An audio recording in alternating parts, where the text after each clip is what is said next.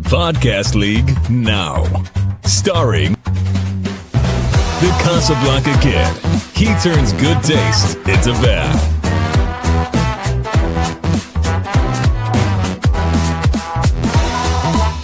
Movie hero.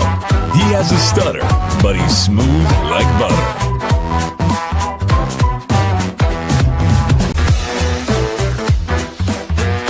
And Pez, with the ability to Pez.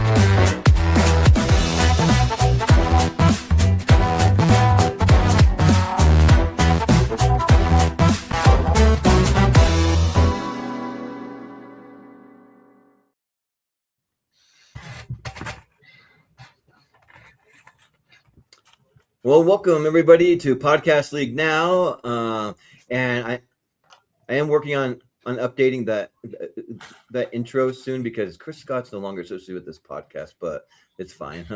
We'll get it updated eventually. But this is our annual best movies of the year so far. So if anybody's watching, you can see which movies that we love so far that we think you should be checking out, which movies are bad to avoid, maybe a few honorable mentions. So yeah, but it's fun to kind of just see where we're at now and then see if our lists hold up to the end of the year, because some movies might and some won't. And it's kind of interesting to kind of look back for us to see, like, did these movies really hold on to the end of the year or not? So yeah, but I'm one of your hosts for tonight, Jordan, the movie hero Anderson, and yeah, I'm excited to talk about all these movies and reveal our lists. And yeah, let's introduce our panel. I mean, of course, as always, we have my co-host Austin Pez Howell.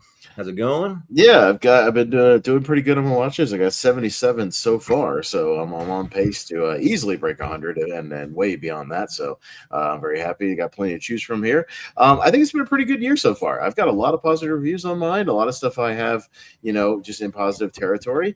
Of course, there's always bad ones, but the ones I like, I really like. And I think with these lists, Jordan, about my top half of list or so usually hangs around. Bottom half can be hit or miss, whether they hang around at the end of the year. But usually my top half ones are usually pretty locked in, like same here. Yeah. So, but yeah, should be a good list. Good time. Yeah, cool.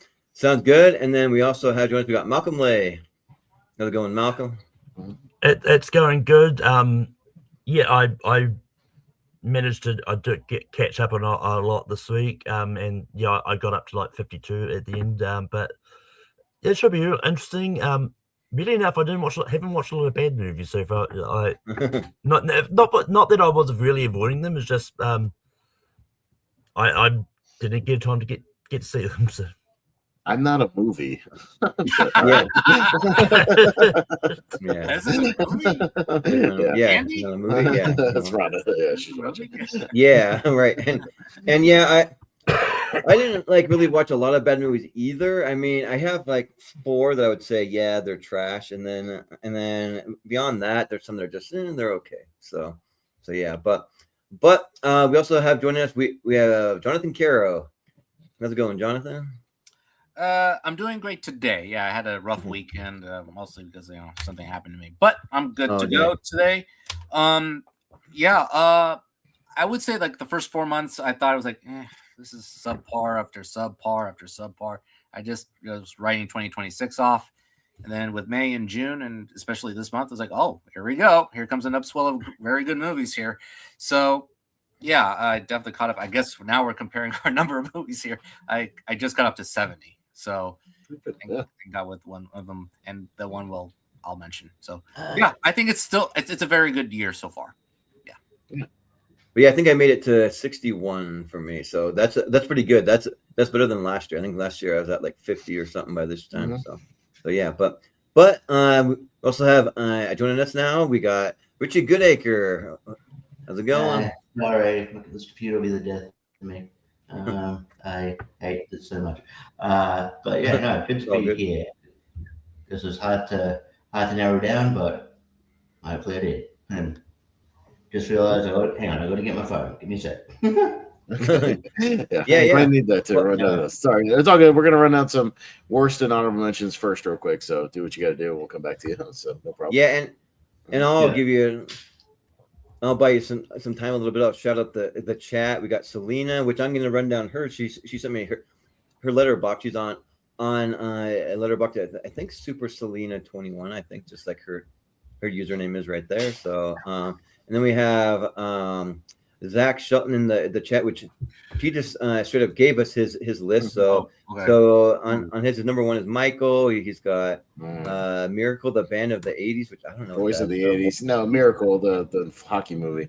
The hockey thing. Okay, yeah. And then Mel Brooks, the 99-year-old man, Super Mario Galaxy, and Send Help.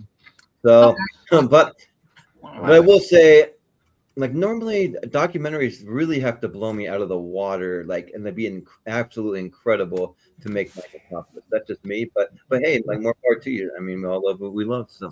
Yeah. And then I think Ron is going to throw in her list, kind of as we go along here, 12 and then 11, that sort of thing. To everybody watching, we appreciate it. Got a lot of people watching today. So feel free to, as we go along here, feel free to throw in your worst, your honorable mentions. And then as we go down the list, or if you want to post a couple, or if you have to leave, post your list, whatever you want to do. And we'll throw up comments as we go. So however you want to do it. Yeah, and we should let everybody know how this is going to work real quick, Jordan. So, first we're going to shout out just a quick rapid fire, like 5 worst. You don't have to go into detail. Just if you want to run that down really, really quick, we'll go through that. Then we'll shout out, a couple honorable mentions. If you want to do like 5 to 8 or so, something like that, and just a quick, sentence or two about them, that's fine. We'll just kind of half rapid fire those as well. And then once we get to our actual top 12, it'll be kind of a roundtable thing. We'll go to everybody's 12. And we'll have a punting system. So essentially what that is if somebody has something at a number and you personally have it at least 2 spots or higher on your list, you will say punt at the top if it's higher. And then we'll wait till it gets to its highest spot on the list before we actually talk about it. And then everybody who had it on their individual list, that movie, will get you guys to chime in on that one as we go along. So if somebody has something, let's say at number 12, and you have it at 10 or higher, just say punt before we get started. And then once we get the highest spot, we'll take care of that. So, that's kind of how it's going to work. Yeah, and also shout out to Ross Bristow also. And you might be surprised. I won't tell you exactly where, but I might have that movie somewhere on my list. I haven't seen it. Yeah, it's very good. But yeah, I don't know. Usually we tend to kind of start at the if we were all to be squished over to the side at the bottom of that kind of ladder. So we'll start with Richie if you're ready, and maybe we'll start out with our worst of the year if you have like 5 start with just a couple of worst, and we'll go around, get everybody that, then we'll go do the honorables and then we'll jump into the list. But if you're ready, if not, we can come back. But this is gonna feel like attacking Zach. I've never differed so much with some of my movie taste. It seems. Same Super here. Mario Galaxy. References. Passenger, boring. Michael and I'll go balls up and ladies first. Those are really bad. You got Michael down. Mm-hmm. Yeah, Michael's a very, very shallow biopic. Not a bad. Yeah, kind of. I agree. Kind of interesting because and I like you, Zach, but you saying Super Mario Galaxy has a good story is patently false. There's no story in that movie. There's no story in that. There's no story. Yeah. It's reference to reference to reference to reference to reference. Yeah. There's no story in that movie, but all right, sure. Even as like a massive Nintendo fan, like I love the Mario IP to death. Like that movie just didn't do it. I love Nintendo, but it's just reference after reference, and that's it. Mm-hmm. Yeah. And when I get to mine, Selena also sent me her worst just now. So she just put it in the chat here. So just to catch my attention, but we'll keep going around. We'll go to Malcolm. You got some worst of the year you want to run down real quick. So my 5 worst of the year I've got is I've got Hungry, just a terrible animal attack movie, which is basically Hungry Angry Hippos a horror movie. I've got Propeller, One Way Night Coach, the terrible Apple TV thing directed by John Travolta. Jeez. He also wrote the book it's based on too. Balls Up, The Strangers Chapter 3 and Killer Whale, another bad animal attack movie. Yeah, but we'll just throw in there that I watched Balls Up this weekend because I wanted to see if it would make my worst, and it didn't make my worst. So What? I mean, but it didn't make my best though. No, but it's just not my worst. but anyways, but yeah, we'll go to Jonathan. What do you got for some of the worst? Let's see. Can I go back to bed reading this off? Yeah. All right. Okay. Psycho Killer. I thought it was a cynical, terrible movie. No motivation by its conviction. Ladies First. Talk about hammering with a message. Woo. Thrash. Very thin. Pretty dull shark movie until its last 10 minutes, which were very exciting. You're far too kind for Balls Up, Jordan. Balls Up. So lazy. Yeah. It's very lazy. And The Strangers Chapter 3, hopefully this is the last of this series.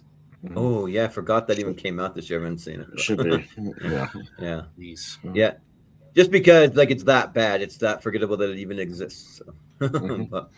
but yeah, Austin, you got Strangers Chapter 3, agreed.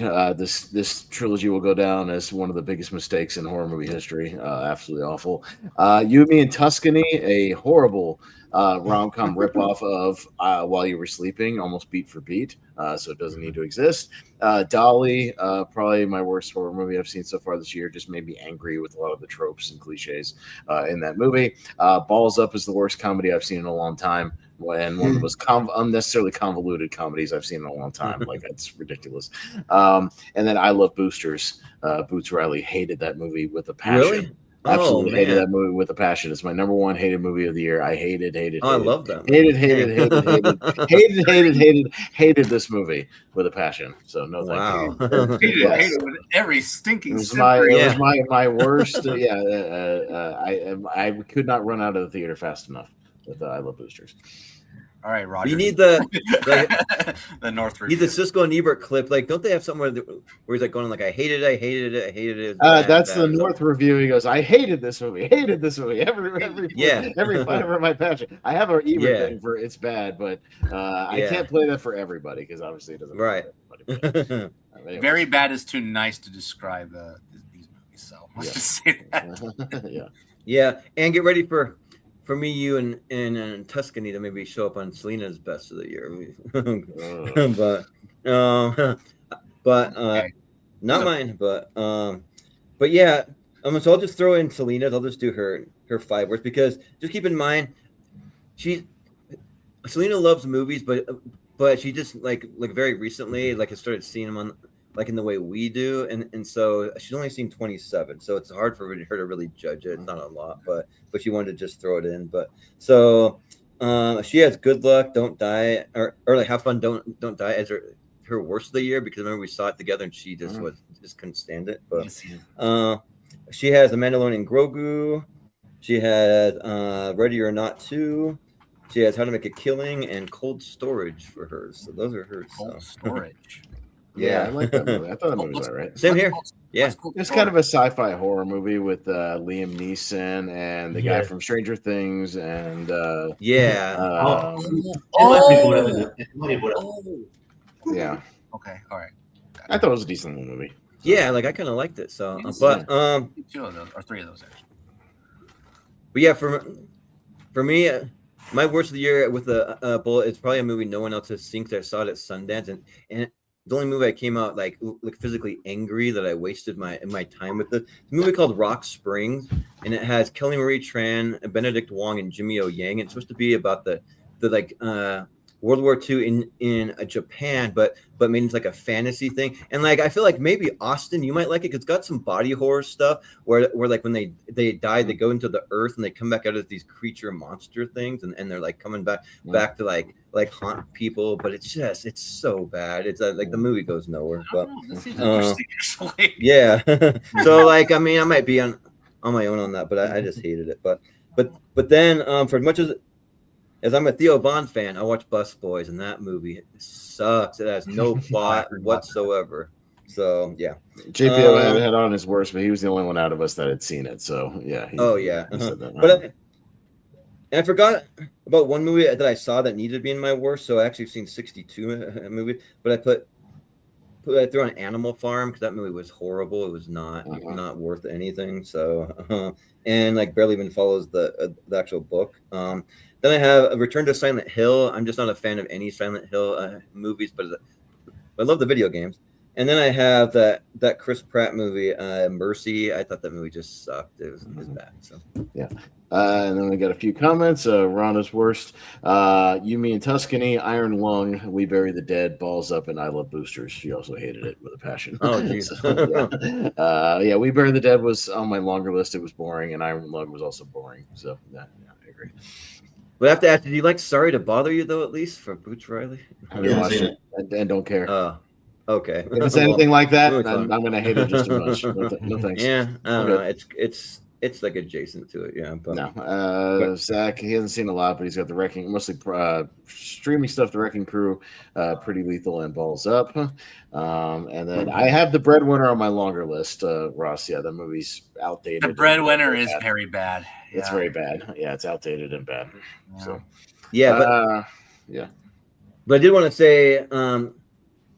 A happy World Cup final day to everyone. Congratulations to Spain, which I was rooting for Argentina because I want to see Messi go out on top and then retire. But we had this big party and my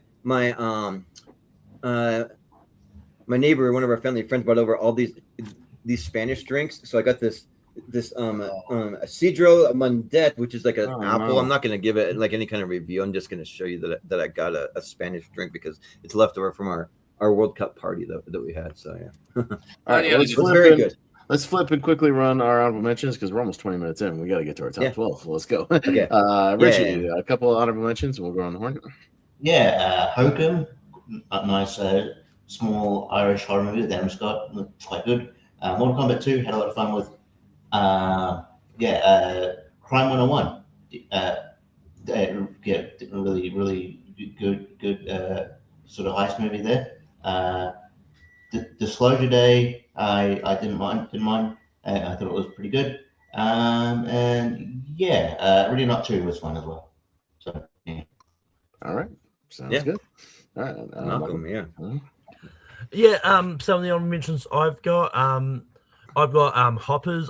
I thought it was a fun movie, even though it was basically Avatar.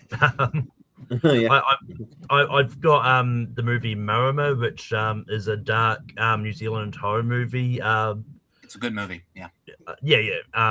I've got Primate, which is a lot, which I had more fun with than I've expected. That movie almost made my worst of the year, but not quite. Hold off on that. We might be talking about Primate some more. Okay. And the last one I'll throw out there is Send Help, because I thought Send Help was a really good Sam Raimi movie. Yeah. Well, Jonathan, what you got for some honorable mentions? Yeah, I'll say six of them. Over Your Dead Body. Yeah, I was really surprised by this movie. I really enjoyed its dark comedic flair. Samara Weaving, Jason Segel, Timothy Oliphant, and Juliette Lewis. They're all great. I laughed more than I thought. One recent addition, I just wrapped it up, The Christophers. Yeah, it's very good. Very good Soderbergh gem. Great McKellen performance. Backrooms, pretty scary. Yeah, great Chiwetel Ejiofor performance. Disclosure Day, like I said, I agree with Richie. I don't mind it. Great third act. Toy Story 5, actually enjoyed very much. And this was heartbreaking to get it out of the top 12, but The Furious. I actually liked it very much. It's very good. I had a few problems with some dubbing, and the first fight was very bad. But overall, I had a very good time. Yeah, cool. Sounds good. And then Austin, what you got for your I've got Lorne, the Lorne Michaels documentary. I really, really enjoyed and had a good fan. Really good. Still gonna see that.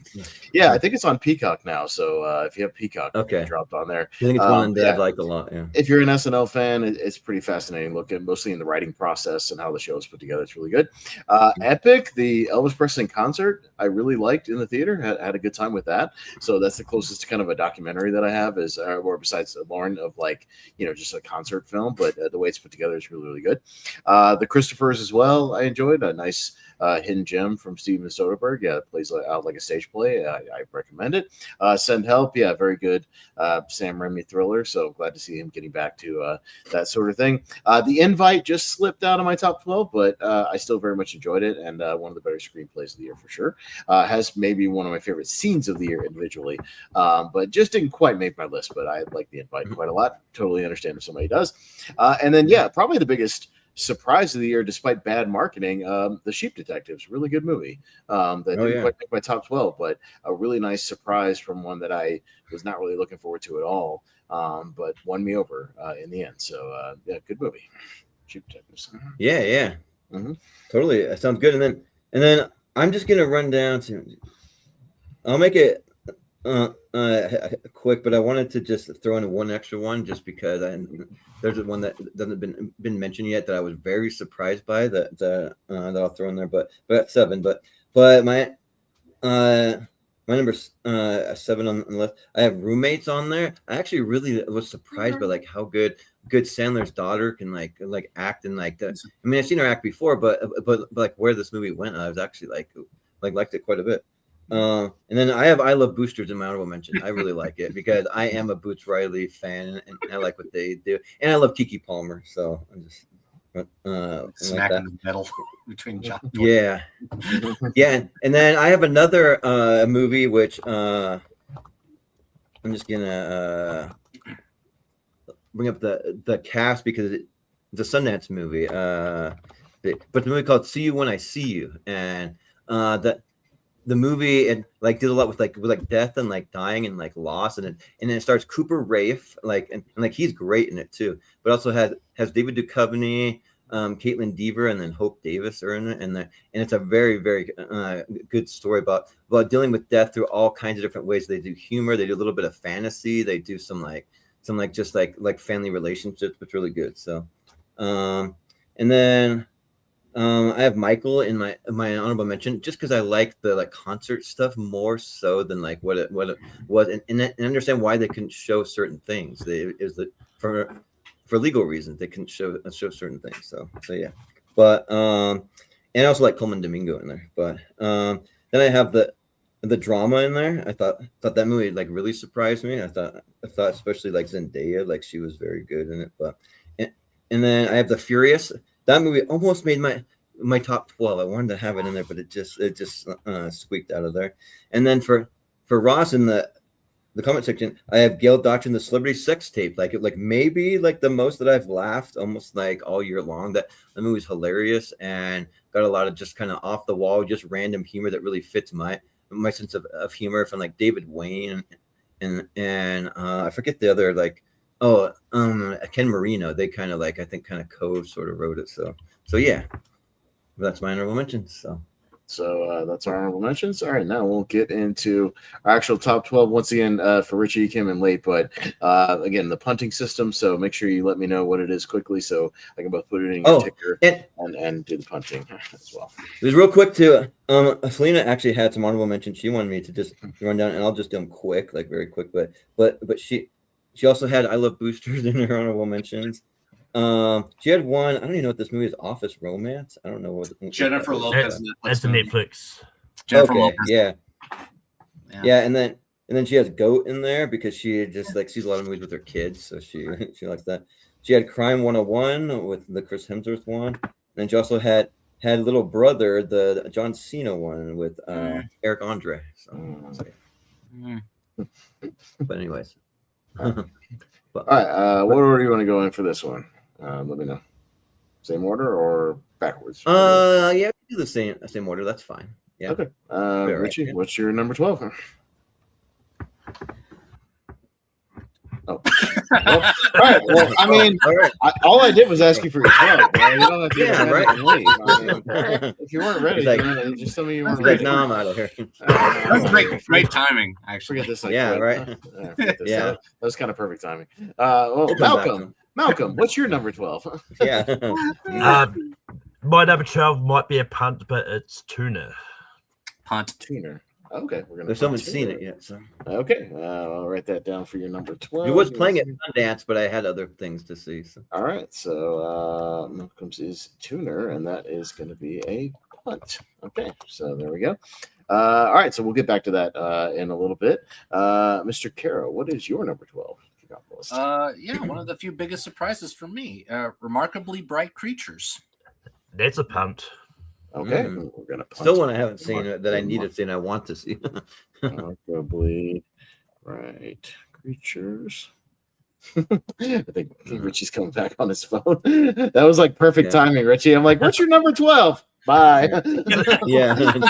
See you later.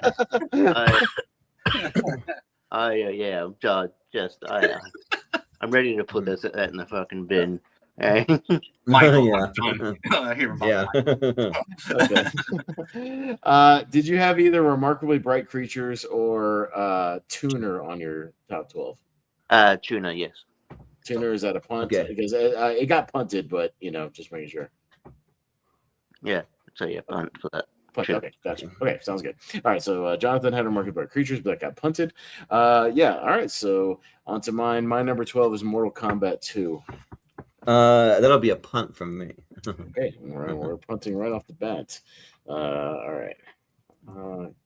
So let me jot that down, and then we'll go to you, Jordan.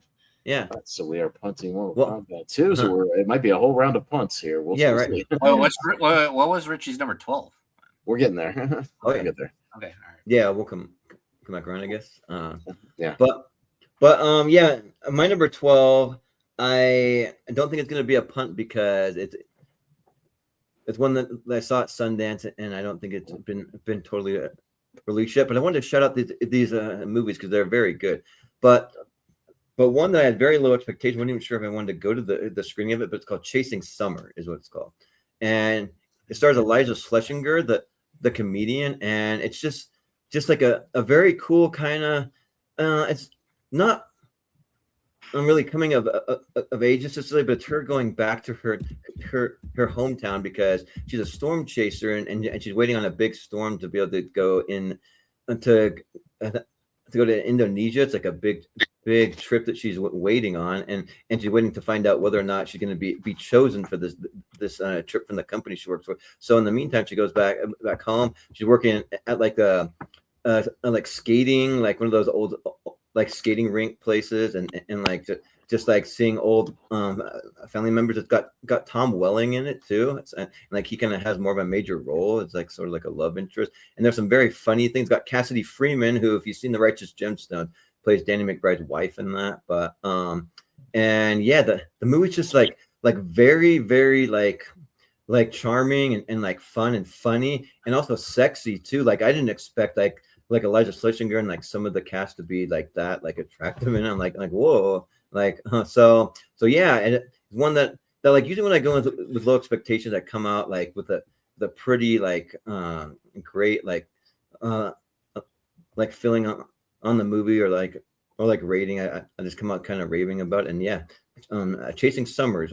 Whenever that movie gets a release date, which I hope sometime soon, I don't think it does yet, then you go check it out. So yeah, no word on distribution yet.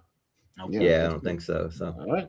Well, Richie, we'll do your number 12, and then we'll stick with you for 11. All right. So we'll come back to you. But what's your number 12, just in case it gets punted? Let us. I'm pretty sure it's a punt. My number 12 is Primate. Huh? No, I don't think so. Not really. It's my number 11, so we can talk about it now. So go ahead. Okay. Yeah. So go ahead. Yeah.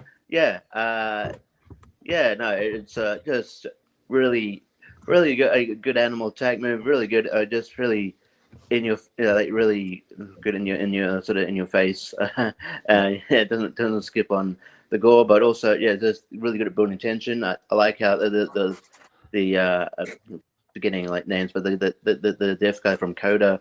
He's in, and I like how when they're communicating with him, the whole like it's like the whole.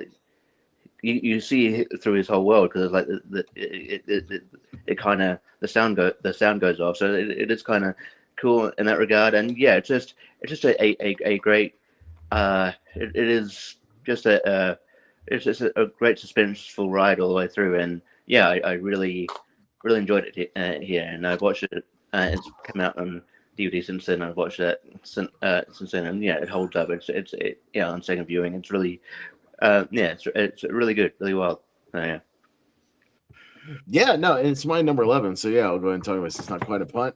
No, look, listen, I know some people dismissed it offhand, but I'm the Animal Attack guy. So anytime we get a decent to good Animal Attack movie come along, I'm all over it. It was one of the mystery movies early on in January. And yeah, my audience had a blast with it, man. We were all on like pins and needles for a couple of sequences in this movie. I think the monkey is genuinely scary in several scenes in this movie. And the way they handle the violence, I think is particularly brutal. The characters, like I think they handle the situation like kind of to the best of their abilities. I love the one location setting with this house and kind of this pool and the overlooking kind of this Hawaiian sort of kind of island area. If you love broken glass, you'll love this movie. There's a lot of broken glass in this movie all over the place, which always puts me on pins and needles whenever people are running around on broken glass. But man, they have to do a lot to put this damn monkey down in this movie. Like they have to do so much to finally kind of get a one-up on him. But yeah, I love the way they mix in the sign language and the deaf aspect of it. I think it actually works. But I think they ratchet up the tension very, very well. And yeah, I think it's really, really solid. And I think I want to say the guy who did it is a guy who's done some other Animal Attack movies. It's like, it's Johannes Roberts. Who did some other stuff, who did recently. He's actually got some good horror pedigree. He was a second unit guy on First Omen, but he did 47 Meters Down, which I actually like the first one. I think the first one's pretty decent for like a shark movie. He did The Strangers Prey at Night, which isn't bad. Like it's one of the better, like Strangers actually has some good sequences. Like I think he's got some good directing chops, and this might be his best movie so far. So I actually think it's pretty solid. So no, I like Prey Mate quite a bit. I'm not ashamed to put it on my list. Good stuff. Yeah. Now will it like end? Again, my top half of the list or these first couple of ones, will they end up still being on the list at the end of the year? Probably not. They'll probably get bumped for some other stuff. But for now, it's on there. So yeah. All right, cool. But speaking, I was going to say the mystery movies you mentioned. Was it just me, or does it feel like they haven't done a mystery movie like in a little bit or something? They've done a few, but they do it less in the summertime because there's bigger movies out. They need the screens for the summer movies, so they actually do them more in the lesser months, in the off months. Yeah, is when they do. But it look like they're doing one in about a week from this Monday, though. I think they.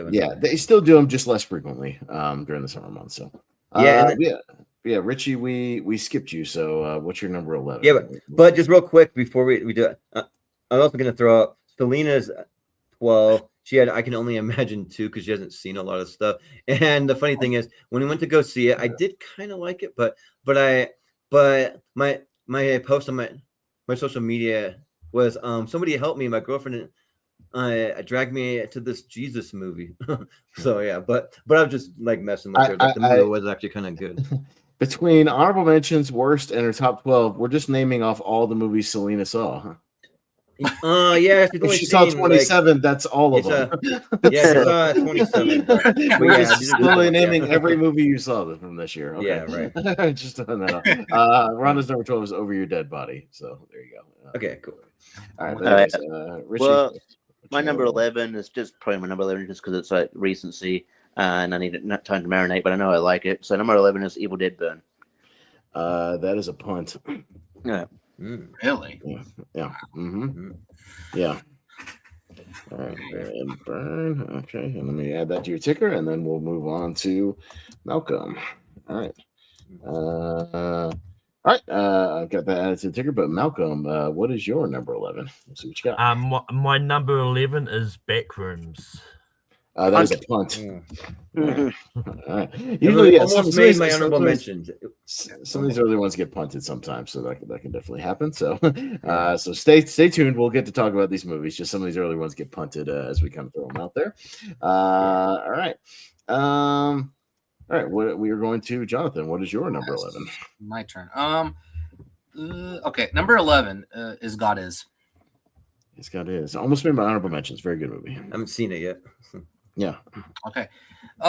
This is. I think you would dig this one actually. This is about twin sisters that go on this gothic quest, a southern gothic quest to enact revenge on the man who left them and their mother, played by Vivica A. Fox, who thought they died in a past house fire, and they left the sisters disfigured. So yeah, it turns from like a mystery gothic tale into a revenge tale. So I think this is a very bold, confident directorial debut by Alicia Harris, who spins this familiar revenge tale to something visceral, as their family is fractured. And both disfigured twin sisters have a foundational bond with each other. I mean, they have some funny rapport with them, communicating telepathically to each other. That is pretty funny.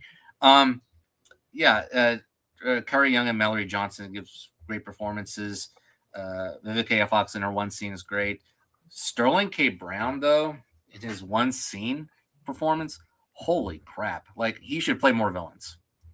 I'm not joking. Like, he is very scary, very explosive. It's quite tantalizing. Yeah, that third act was definitely the one sequence for me that propelled it to the top 12 for me, and I think it's great. Didn't see the ending coming. I'll say that. So, yeah, I highly recommend it. It's on Prime. It felt like a modern 70s movie. Nice. Like, yes, check that out. Like, it's kind of a F Your Feelings kind of a movie overall. So yeah, it's got that vibe to it. But I liked it. I liked it a lot.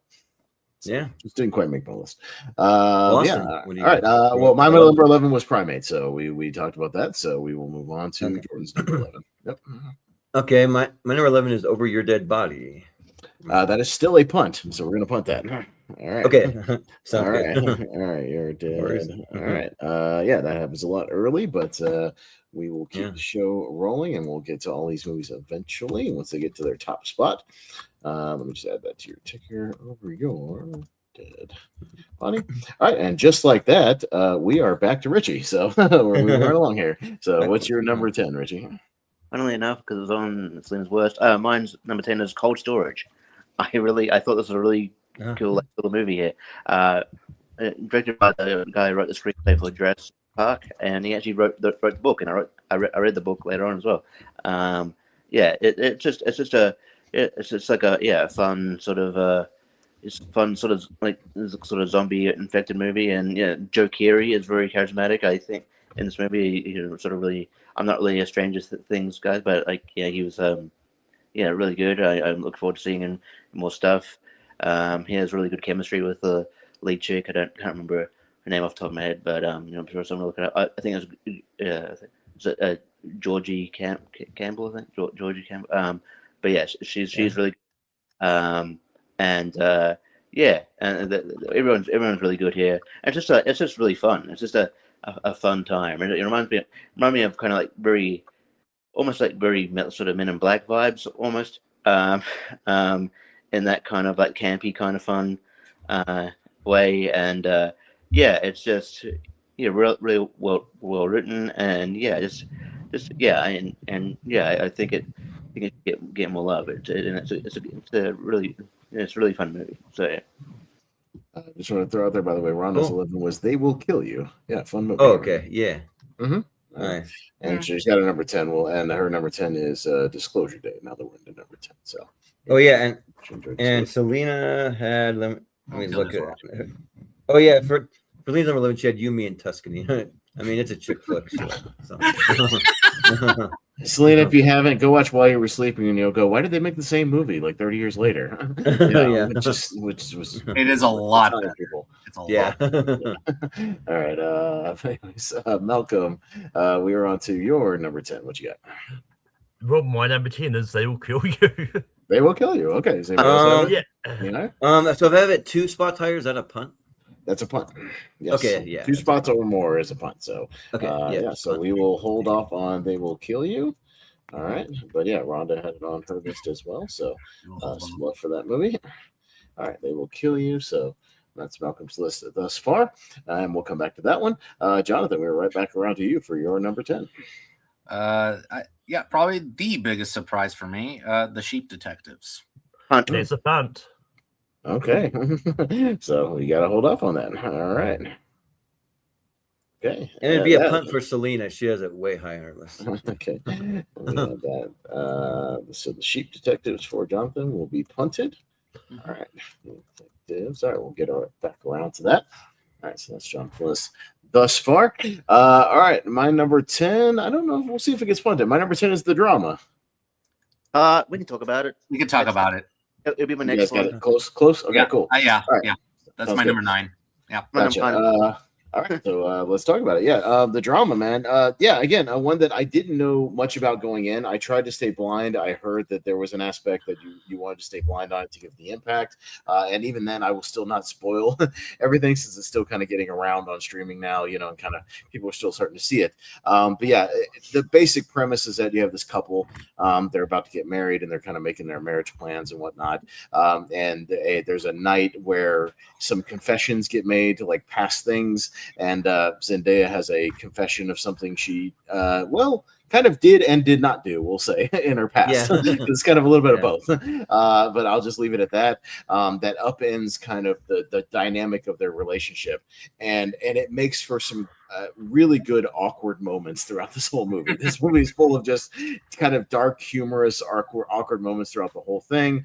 I think it's one of the better screenplays of the year, just the way they play with the event that, you know, like I said, did or did not happen. Kind of, I'll leave it at that. And the way that plays into how Robert Pattinson kind of sees her now, how her friends see her now, how, you know, and eventually how this comes out and it affects other things, including at the actual, reception and the ceremony stuff and whatnot. And it just makes for kind of a crazy dynamic between the two. But again, I laughed a lot during this movie, which I don't think, and especially given the subject matter, is to make me laugh at what the subject matter is a really great turn of screenplay. The way they write it, and there's like sound cues that are funny, throughout the movie and whatnot, just at those perfectly timed moments. So yeah, just one of the smarter movies I saw all year. And I've always loved Robert Pattinson. I think he's great. And I like Zendaya in these types of movies. I oddly enough don't love her in like the big budget stuff that she does. I don't know if she gets to show a lot of range, but in movies like this, smaller ones, I think she really gets to kind of stretch her acting chops. And I thought she was really good here. So so the drama. But we'll go around the horn. So Richie, you had a number 9. What you got? It's really good. And I like how it kind of secret of what she did or didn't do overshadows the other character secrets of what they actually did and what are terrible. But hey, let's focus on you. It's kind of it's an interesting dynamic. And it's Rob Pattinson's having a good year. I really hope he kind of gets his flowers in terms of awards at some point. He's fucking good. He's sort of it's sort of like no one's truly like the only it's sort of shades of gray. No one's truly bad. I guess like there's Alana Haim plays a good bitch in this. Yeah. Especially at the wedding. Yeah.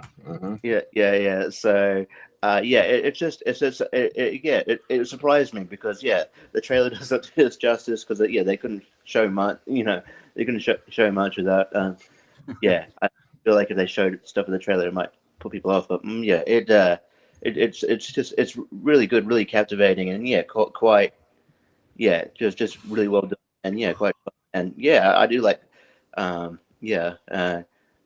it's like the first of like 3 movies Zendaya and Rob Pattinson do together. So they're both in the Odyssey and they're in Dune Part 3. So this is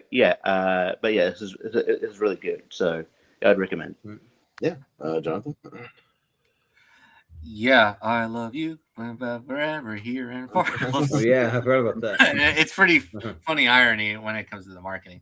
I described it as a telenovela. That's what I call it, an A24 telenovela. Because even though we're kind of ashamed of our laughter, it is clever. It's insane. Probably the most clever use of Zoe Winters. I'm not going to say what it is, but it is pretty funny. It's great. Trauma is well explored in this, especially in Pattinson's character. I mean, he gives a great performance. We'll talk about another performance from Pattinson, but so far a great year for him. The one movie I want to focus on in the fall is Prime Time, so I can't wait for that. But onto this one, Trauma is well explored here. Pattinson gives a great performance as well as Zendaya. Marriage is one of the components to basically build up their American dream, even though their American dream is threatened based on that secret. So, yeah, we could go into a lengthy discussion about like who did what, which is worse, but in the end, it warrants that discussion, and that is the fun of it. And yeah, it's a very good, messy, uncomfortable, dark wedding comedy / drama. So, yeah, it's very good. Yeah, dark comedy kind of, yeah. Yeah, it's definitely dark comedy. All right, so a couple people having the drama on their list, and there we go. So, Jordan, we're moving on to you, and your number 10. Yeah, and before I go into mine, I'll just throw up. Selena had roommates at her number 10. She really liked it. I recommended it to her. I think Rhonda had Disclosure Day for hers. Yeah. Mm-hmm. Yeah. So for me, this will be the last of my Sundance movies because this is my favorite movie I saw at all of Sundance, and it's one of the ones I was least looking forward to too because I saw a couple of Asian cinema movies. One of the ones made my worst of the year, and then I saw this one. It's like a midnight one. That's like kind of like sometimes the midnight's a coveted spot at Sundance, but not always. You know, sometimes it gets like relegated to that time. But there's this movie I saw that's called Burn, and you should look into it because it's really not good. Evil Dead Burn, but just Burn. No, yeah, it's basically almost like like sort of like an anime brought to life, but without the real fantasy stuff. It's very realistic in it, and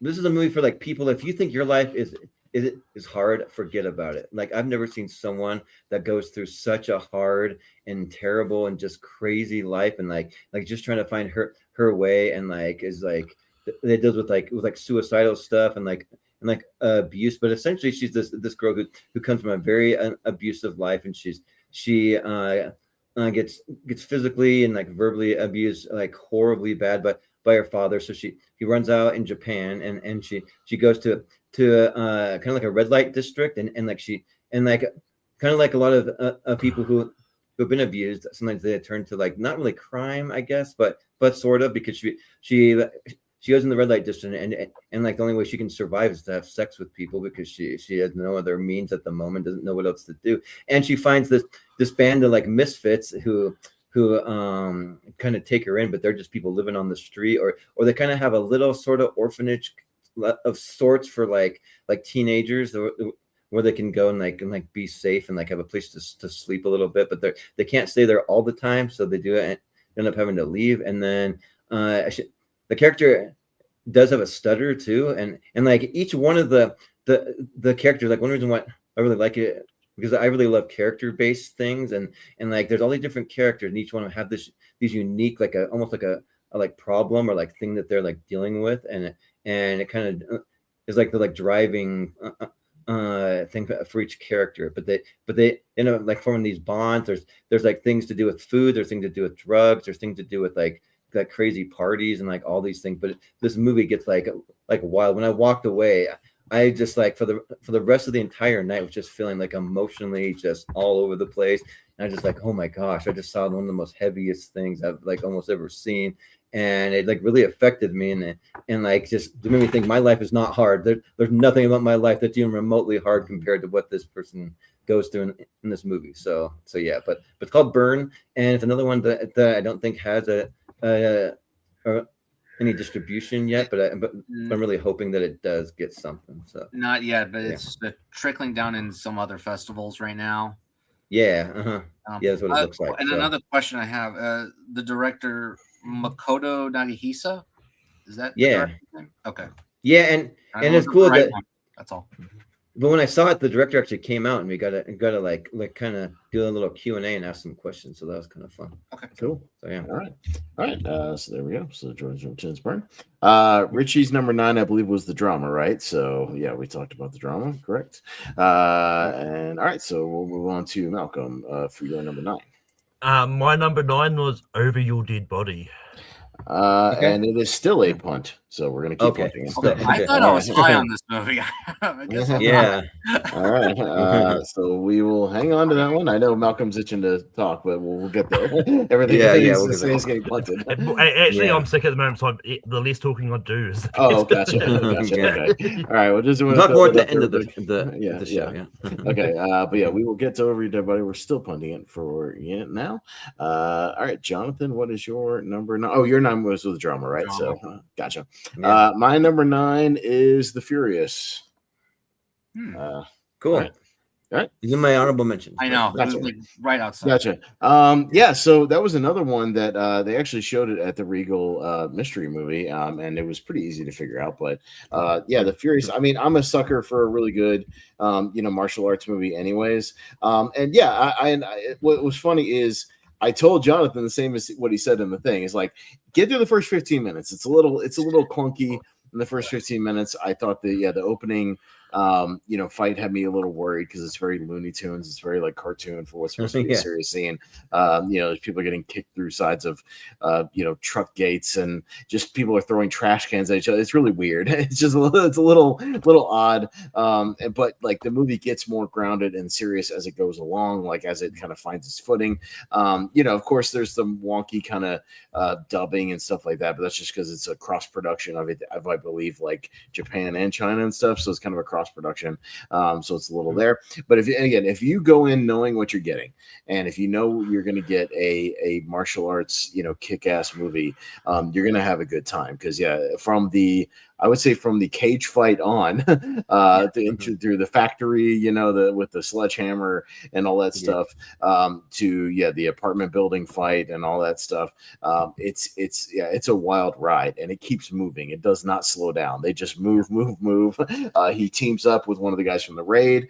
It's the guy who was the brother in the raid, and then the little bulldog guy, the long hair from the raid, is in this movie with the bow and arrow. You get a couple other guys, and by the time you get to this finale, which is a 5-way fight finale, where it starts off as like a 2-on-2 fight, with like the two bad guys and 2 good guys, and then you get somebody else from earlier in the movie that enters the fight as well, who hates everybody and starts fighting everybody, and they have to start fighting him too.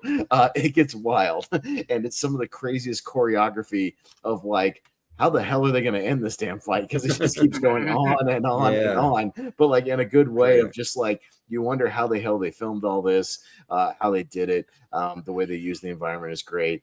And there's just some brutal stuff throughout the entire movie. So I had a really great time with it. Again, will it hang around to my end of the year? Maybe. It might end up being like an honorable mention by the time we get to the end of the year. But it's certainly one of the better martial arts movies, and one of those pure ones to come along in a little while. So if you haven't seen it, I think it's on VOD now, and it'll probably drop on streaming, for free pretty soon. So I recommend it. I'm curious. Me too. But there's a lot of hammers in the movie. They're using hammers all over the place. Yeah, he's got like a hand hammer, and then there's a sledgehammer, and every kind of hammer you could imagine. Stop hammer. But then also love when he jumps in the UFC ring and just goes ham, just go crazy. Yeah. I'm like, oh, that's cool. Yeah, and the story is very well told. I think it's a very good story, actually. Yeah. Mm-hmm. It's just those first 15 minutes really bothered me. Rhonda's got Mortal Kombat 2, and Selena's got Solo Mio, the Angel Yes. Oh, this is the Kevin James movie? I will say that might be the best Angel Studios movies I've seen, though. I will say. Sure. All right, Jordan, what is your number 9? My number 9 is They Will Kill You. So Okay. We can talk about it. So it's coming up for him. Okay, so go ahead. My next. Yeah. So this movie is awesome. This is one that I think I saw off of your recommendation, Austin. And this movie just rips. This movie is so cool, and like just the story of like not only like Zazie Beetz, she's trying to like find her sister, and she kind of like doesn't like know for years what happened to her, and then tracks her down to this hotel, and you find things about what's going on in this hotel that it's just like crazy. And like the way that it's shot too, like Zazie Beetz looks like a badass. She's just doing all kinds of crazy, like almost martial arts like adjacent kind of things, and with like weapons and like some like people that just can't die in there. I think that the Patricia Arquette's very good in it. I think she's great. And it's fun seeing like like Tom Felton and like Heather Graham, and also shout out to I think his name's like Patterson Joseph. He was really good in it too. One of the other guys that kind of like helps her out a little bit within the hotel, and it's like this crazy hotel where like I don't want to spoil things, but so I'm trying to keep it spoiler free, but it just gets like crazy and like very bloody, very like gory, but like in a fun way. Like these are the kind of gory movies that I really love. Like I saw Evil Dead, and I'm like for that kind of movie, it is great, but it's a little too takes the gory stuff to. There's a really fun eyeball sequence. If you've seen it, you know what I'm talking about. Oh yeah, uh-huh. Whether an eyeball, let's just say, becomes the center of attention for a few minutes. yeah, right. Yeah, the like eyeball things. Yeah, like really fun actually. Yeah. So yeah, but yeah, this movie's awesome. So yeah, They Will Kill You. All right. Well, Richie, I guess you have it at probably number 8 or so. So yeah, go ahead. And number 8. This was a lot of surprise. This is surprising because it came out around the same time as Ready Part 2, which I'm like, oh, this is very similar. I mean, it looks very similar, but via the trailer, when you watch it, it's not. It's enough. There's enough differences there, but and it's just a wild ride. It's kind of fun, and it's kind of fun seeing these actors don't usually get like, this kind of I don't know the sort of platform these days. I mean, like Zazie Beetz usually just gets like as usually supporting actress, and felt right in like a big movie in quite a while. Tom Felton had like a low key like kind of a comeback. He was also in Fackham Hall last year, which is fun. And he was it's gory, it's fun, and so good, sort of a good sort of good survival movie, and good and all around just fun like just wild ride, and I enjoyed it a lot. So yeah. All right. Yeah, it's on HBO Max. If anybody missed it, it's on there now. So check it out. Yeah. All right. Malcolm, did you have it on your list as well now? Yeah. It was number 10 for me. Yeah, Malcolm has Go ahead and talk about it, Malcolm. Yeah, definitely. So we can finally talk. Yeah, there you go. Yeah, no. I think everyone said exactly what I was going to say. Anyway, it was just a really fun movie, and I did do the video notch. They Will Kill You double feature because they both pretty much came out on the same day. It's like it just happened that the screenings fell in the right place that I could go from one to the other easily. And yeah, I had a lot of fun with They Will Kill You. I thought it was fantastic. And it's good seeing like people like Heather Graham and Tom Felton and things again. And yeah. Cool. But some of the best scenes are like people that are crawling behind walls too, like really cool stuff. All right, so it is preposterous though. It is very preposterous for me. It is. All right. Richie's number 8 was They Will Kill You, so we'll go past that. And Malcolm, what is your number 8? My number 8, and funny enough, my number 9 was a Samara Weaving movie. My number 8 is also a Samara Weaving movie, and it's Carolina. Okay. You said 8? 8, yeah. I forgot about that. We'll talk about it. Okay. Talk about it. All right. Caroline, go ahead. Mm-hmm. Yeah, this is one of those ones that I was lucky enough to stumble across like a special screening of it in New Zealand, because it's not officially out here yet, but I found a special screening that I kind of went to, and yeah, it's a lot of fun, and basically it's about like this this person sort of con artist who sort of fall in love in that, and then they sort of travel across America, and but it's a lot of fun. You've got like some Mara Weaving, Kyle Gulner, Kyle Cedric, all in the movie, and yeah, I thought it was just a really fantastic. And I also got a little bit emotional in it too, because I think it was just a really sort of great movie, but it was just a lot of fun. Jonathan, you had it on your list? Yeah, this is my number 7. Number 7, okay. Yeah. Mm-hmm. I describe it as a modern day Bonnie and Clyde story that is sizzling but grounded, but both engage in real conversation and learn about each other, because Caroline, Samara Weaving's character, wants to seek the thrill with potentially a man that she wants to spend her life with. It's human. Weaving is great. She's fantastic. She's probably her sexiest role yet. She's very sexy in this movie. But she goes in on another level of emotion here, and it's really good. Yeah, I agree that it does get emotionally involving towards the end. I do agree, and above all else, it is a lot of fun. Yeah, Weaving and Goldner have remarkable chemistry. Yeah, I really enjoyed it. Yeah. I was mad because my Regal initially had it at a full showtime for at least a week, and then the day before it comes out, they cut it down to one showtime a night for the whole week at 9:45 at night, and that was it every night for 1 week. So bullshit. You don't give anybody a chance to see the movie if you do that. Like nobody's gonna give you gotta give it a chance to these things a chance to cook a little bit. Yeah. I hate that. Find an audience, but anyways, all right, Jonathan. Well, what is your number 8? 28 years later, The Bone Temple. Punt. There's a punt for me too. All right, so we will punt 28 years later. The Bone Temple. Okay. All right, let me just push that in, and we'll keep it moving. All right, so we will punt 28 years later, The Bone Temple, and we will go to my number 8 is Evil Dead Burn. All right. It was on my list. It was on your. That's right. It was on Richie's list. So me and Richie will talk about it. Yeah, man. Evil Dead Burn. Let me tell you, it might just be for Evil Dead fans. I'll give it that caveat. But I'm an Evil Dead fan, as Malcolm knows. I was on his ranking just a little while ago. I very much enjoy this franchise. And yeah, this is definitely the most brutal and sadistic Evil Dead movie they've ever done.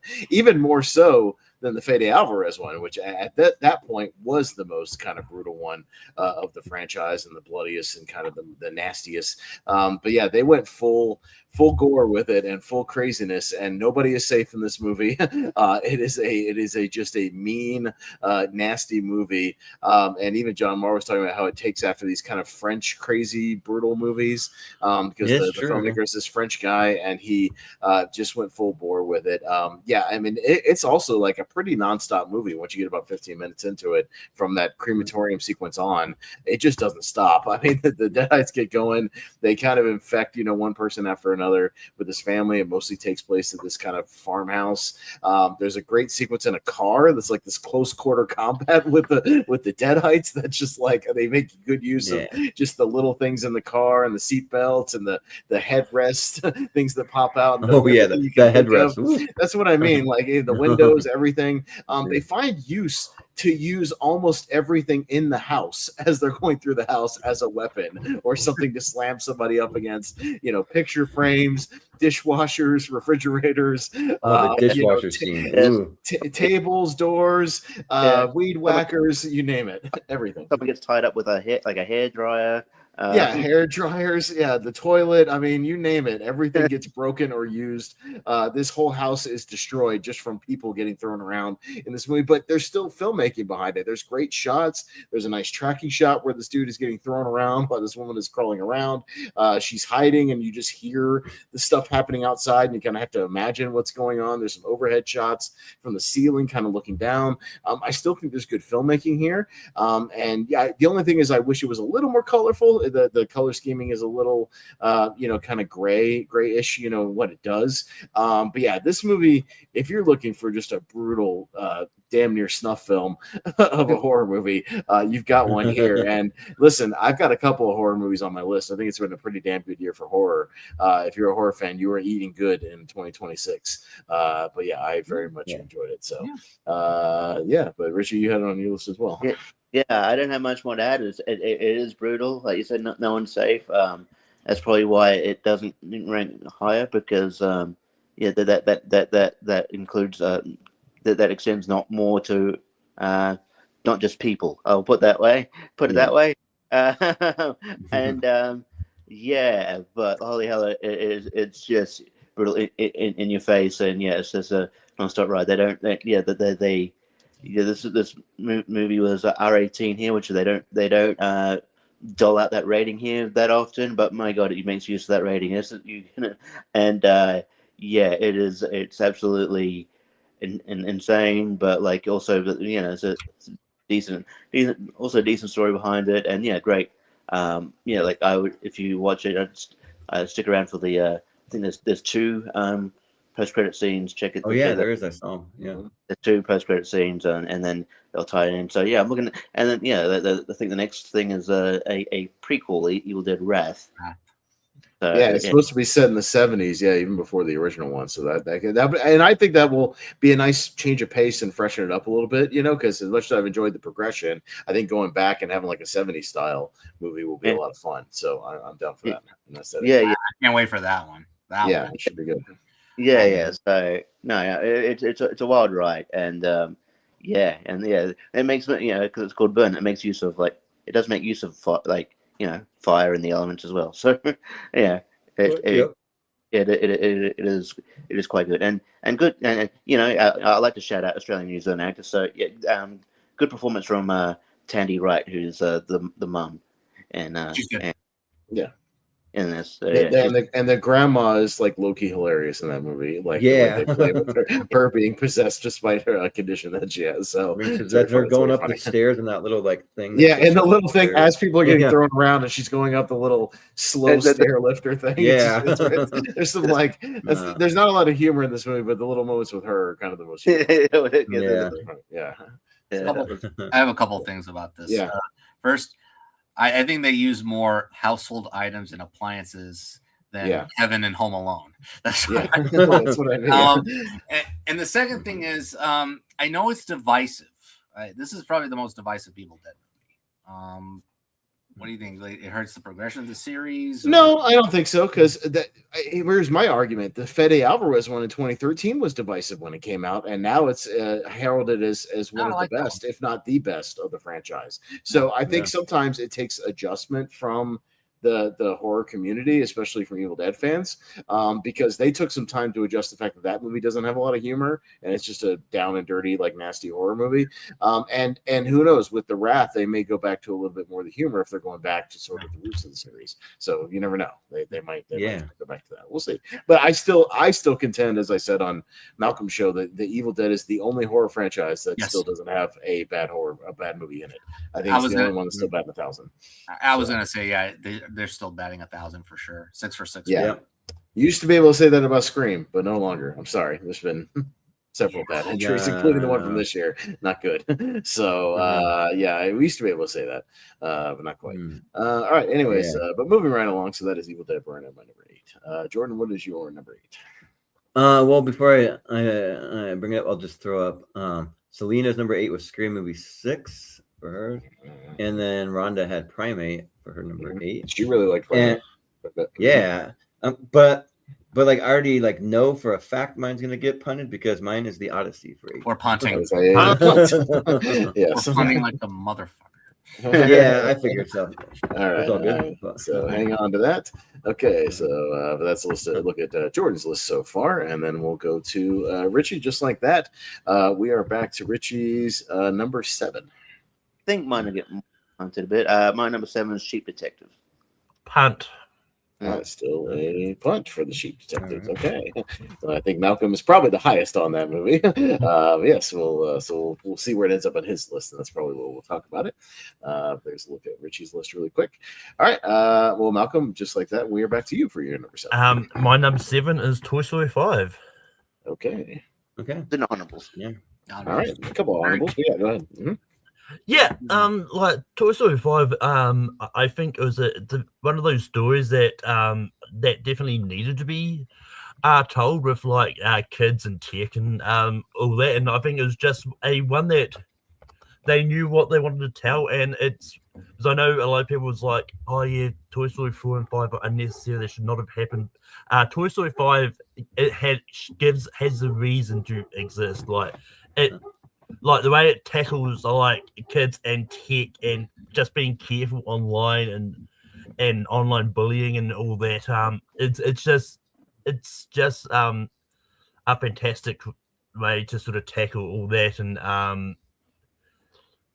I think the performances is great. I think Greta Lee is great as Lily Pad. And this is one of those ones that the trailers kind of misled you in a way. You're led to think that Lily Pad was going to be the villain, but then it and for a bit then she was, but then a change happened later on, and then and I just think it was just a really fitting story, and I think it was just fantastic. So yeah. All right. Yeah, it's very good. Yeah. It's more Lily Pad's more that toy that sort of that just having, that's having trouble. They don't want to. They don't want it to fit in. So it's a villain by proxy. It's a villain. Yeah. But he's not an actual. She's not an actual villain. But I do like that. Yeah. Quickly, I do like the fact that they focus on Jesse and sort of Woody and Buzz are sort of side characters. But I feel like, again, there's a post-credit scene in this one, and it looks like they're going to focus more on Buzz in the next one, because I think they're doing a Bonnie trilogy. And this was fun. I think this was definitely a step up from the fourth one. Yeah. All right. Yeah, because I'll just say quickly that it's my third favorite, because my ranking kind of goes 3, 1, 5, and then 4. So just because 2. Because like if you were gonna, or sorry, no, 3, 1, 5, 2, 4. Sorry, I forgot to throw in 2, but because like there's a case to say that a 4 wasn't really necessary, but like this one seems a little more kind of like relevant. So yeah, and I like that. Yeah, I like some of the themes and things that they did. So yeah. Okay. All right. I believe Jonathan already said his 7. His was Caroline, correct? Okay. So gotcha. I gotta add that to your thing here. Caroline, and then we'll go to the next one. All right. My number 7. This might be the highest it got punted. It's been punted a couple times. This might be its highest. My number 7 is Over Your Dead Body. So is this the highest? I believe. I think so. Okay. Yeah. So I know Jordan has it on his list. Yeah. Malcolm has it on his list, and that's it, right? So okay, so me, Jordan, and Malcolm. Over Your Dead Body. Another one that I had heard some buzz about coming out of a few of the festivals. I think South by Southwest, people were talking about it. I follow some horror reviewers, and I know it's not a full kind of horror adjacent. It's not. It's more of kind of a comedy sort of thriller with some horror aspects to it. But yeah, I mean. It's a really smart script. I know it's a remake of a European film, like a Swiss movie or something. I can't remember exactly where it came out of. And essentially follows the same Norwegian movie. Numier Pace called The Trip.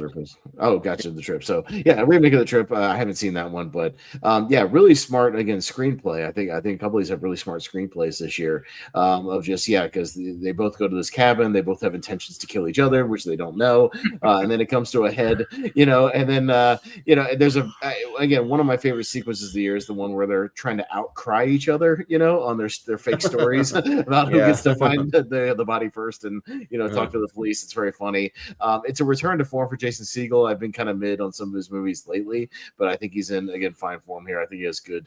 As an audience member, you kind of go back and forth on who you're kind of with or against, and Nick, of course, they have to rejoin with each other and help each other out when they realize that there's some home invaders in the attic that have been hanging around for a while, and it does a really fun thing of nonlinear storytelling, because much like some other movies where something happens and then we kind of find out how we got to that point with the various characters. So there's 3 other characters that enter the movie. They're all very funny. It's Timothy Olyphant, Juliette Lewis, and Keith Jardine, who's one of the biggest surprises of the movie. He's really funny. It was an MMA. If you don't know, he's like an MMA fighter who was like big in like the 2000s during the kind of Ultimate Fighter era, that kind of era of the UFC. And he was actually very funny. He had a good sense of humor. Oliphant's always good. But moments of like extreme gore, like there's really extreme gore when they do hit it, like crazy over the top violence, with various implements. But it's just a good time. It's funny, when it needs to be. And the dad character is a lot of fun too. His sequence where he's trying to figure out how to work the car is very funny. Flies in there. So just a really good entertaining time. And again, another nice kind of hidden gem that wasn't in theaters that long. But if you missed it, I highly recommend it. So we'll just go in the circle, Jordan. And I'm going to step aside for like 2 minutes while you and Malcolm talk about it. But go ahead. I'll be right back. Yeah. Well, I mean, I think Austin pretty much said like most of it, but like just so much fun. And Samara Weaving's having a great year. She's just like killing it.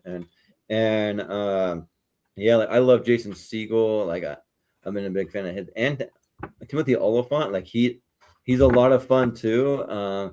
And Yeah, there's just so many fun characters. Like with the Keith Jardine, just like him, he just will not die. It's just crazy. But and then the like dad character, he's a lot of fun. Yeah, like I would second that. And just like you, like right when you like think they're gonna like be able to work things out, maybe like something crazier happens, and like it just goes bonkers and like off the wall. Like it just, I don't know, like this movie just like almost never stops, and like even when I think it might be over, there's even like a part, like I won't say what it is, but like close to the end of the movie where they have to like try to survive once again, and I'm just like, oh my gosh. And so yeah, the movie's really, really fun. I was almost tempted to even bump it higher on my list, but there's just a lot of great movies I've seen this year, but yeah, it's a lot of fun. So yeah, I would highly recommend it. Malcolm? But yeah, Malcolm.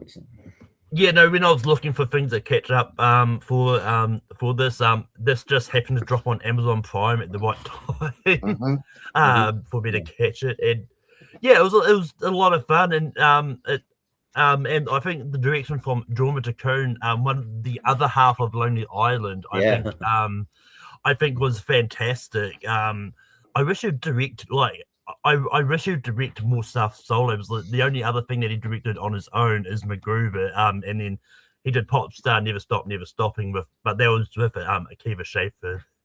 And I thought Over Your Dead Body was a lot of fun. And it was just one of those ones there was definitely some things I didn't see happening, and it was just at first I was thrown a jar for the whole sort of going back in time and that stuff, but then I kind of got used to it, and it was just a lot of fun.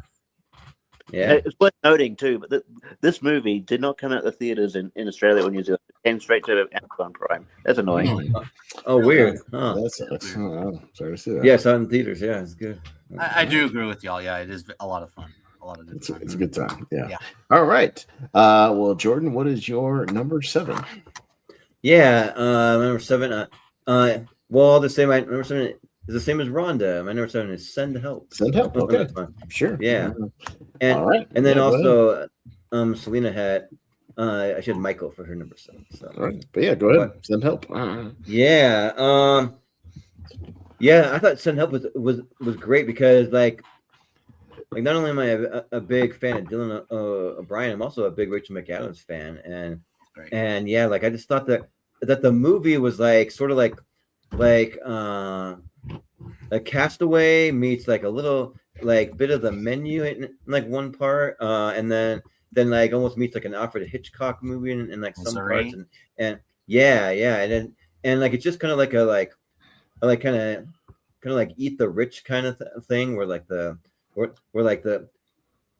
person who you like think is like in charge, well, now they're in a different place and the tables are turned now, and like the person you were mean to and made fun of it, like you kind of like need her and you're relying on her. But like Dylan O'Brien, he just plays a great dick, like a great just douchebaggy dick guy, and like you just hate his character, and so it's a fun character to hate, and then you find out all the things Rachel McAdams knows, and like her survival skills, and then the cool, like the plane crash sequence is pretty cool, and then just all the things. There's certain things revealed which I won't say, but they're on this island, and you find certain things out, and you're like, oh my gosh, this is crazy. So and you find out some of the like characters' motives too, and like why they're like doing things that they're doing. So yeah. Send Help. I'll just leave it at that. Yeah. That's very fun. In fact, I was sitting in the theater ready to watch this, and the projector broke. So fudge! Dang. Yeah, that sucks. So Richie, did you send for help? Yeah. Help. Available. They were useless, and they were like, okay, well, fine.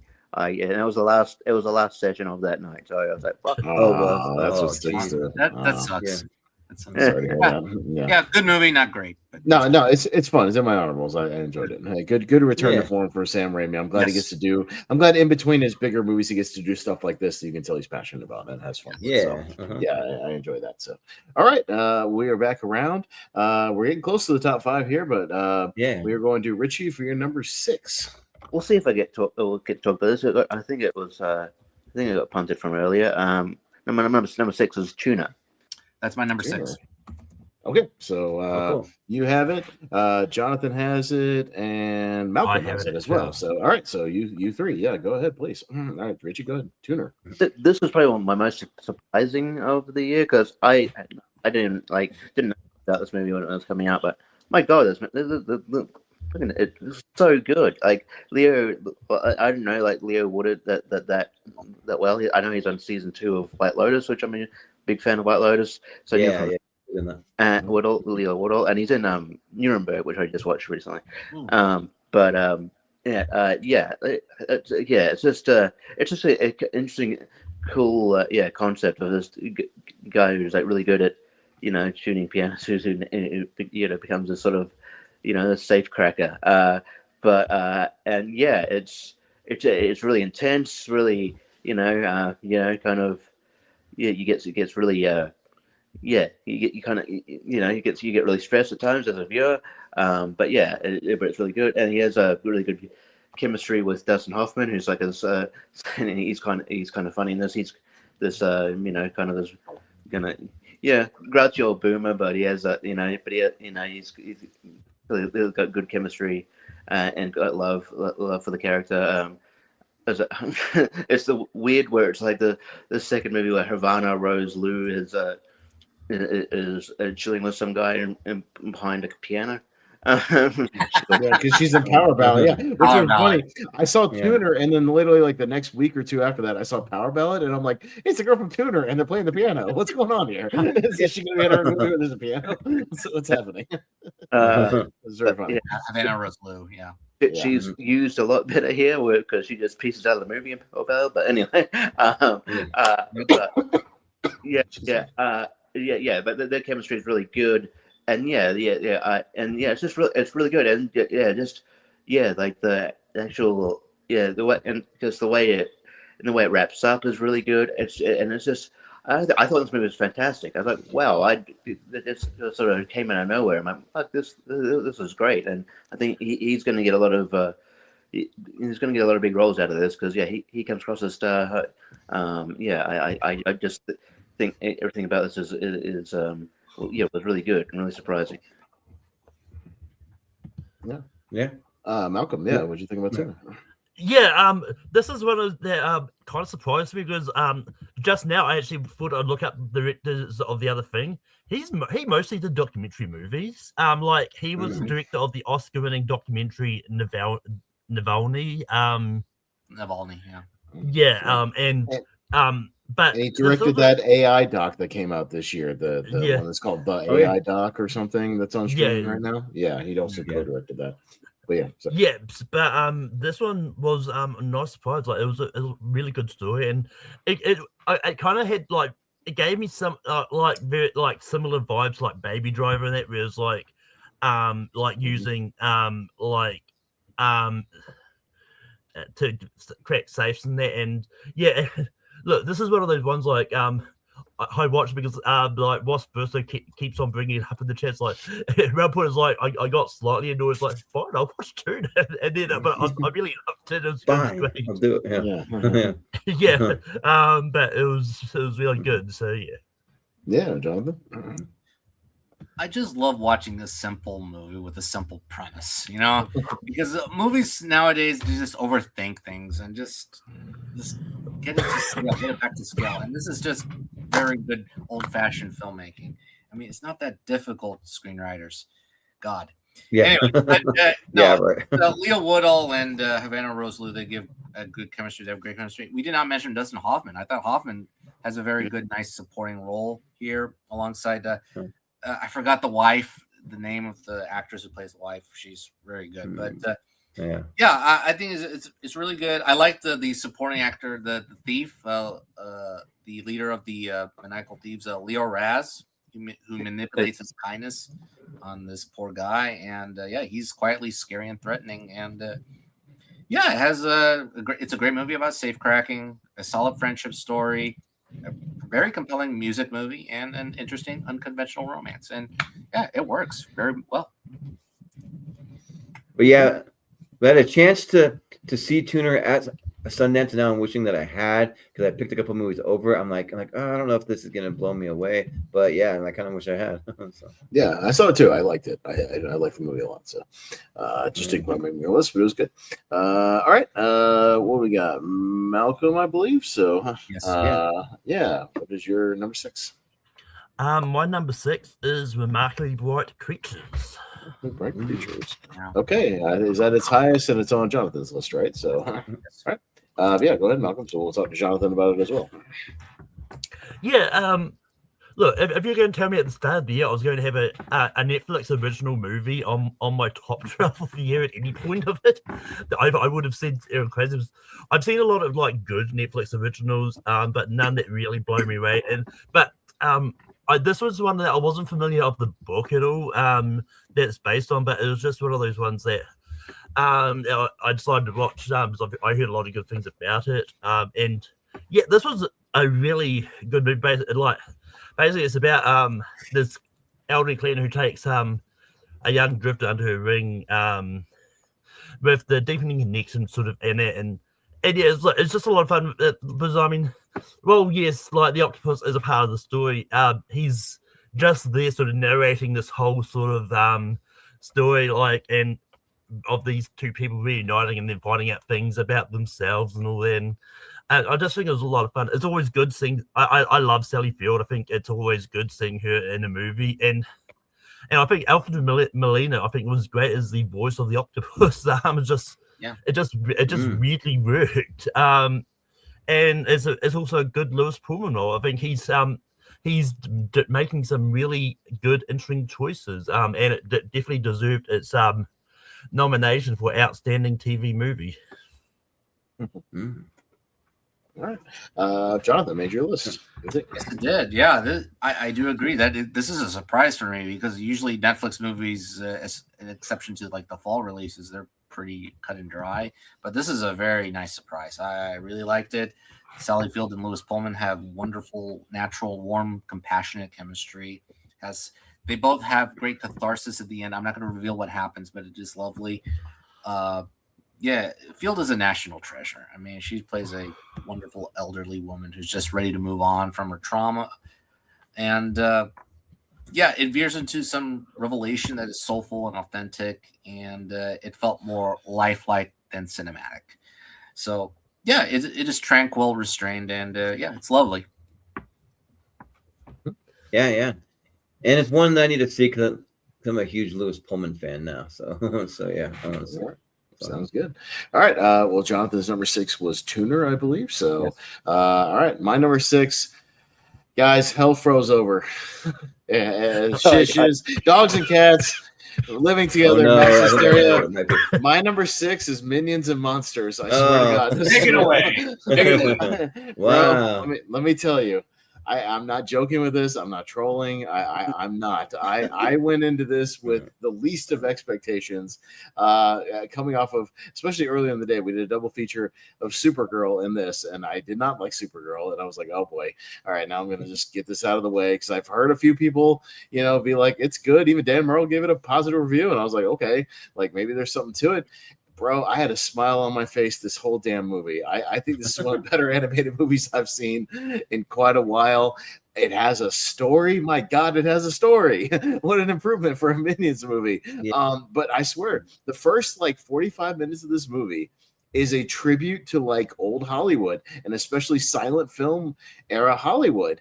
And to do that with the Minions and pay it legit respect, it does a great job of not only making really cool references that only cinephiles would kind of get, but also inserting the Minions at various times into old Hollywood films. There's a Maltese Falcon thing with the Minion that is very funny. And the way they do it is really creative, because the woman comes in and the Minion is spun around in the chair and is playing Humphrey Bogart. And this is just one example. And she says her lines, the whole oh darling, I'm here for you, whatever. and he spins around and he starts doing the minion babble nonsense talk, and they stop the movie and they go, wait, what? Like, you want to try reading the lines off the cue card? And he says it again. It's just in the minion. Like, this isn't gonna work. All right, cut.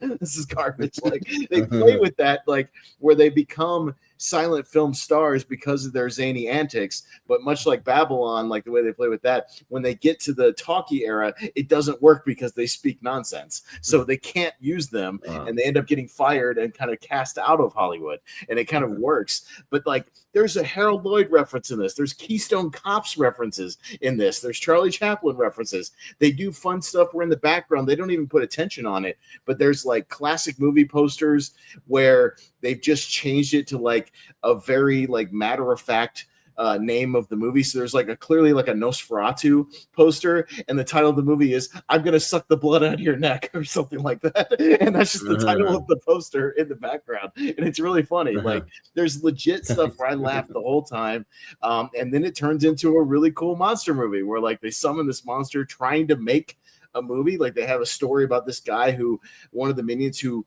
loves to draw and like basically make drawings and stories. They storyboard a movie and they put it together like with the monsters that they create, and then it becomes this, we have to stop this monster thing, and it's a blob, and I love the blob, and it's basically a blob that eats everything. Like, it's hitting all these buttons that I legit like was like, I can't believe like I'm digging this movie as much as I am. And I just had a smile on my face the whole time. I laughed. I enjoyed it. It was breezy. It's like 85 minutes, as with most of these movies. But the first half is a really sweet and funny Hollywood tribute, and the second half is a monster movie that I dug just as much. So fuck it, hell froze over. Millions of Monsters is my number 6, and I don't give a shit. Come at me, bro. Wow.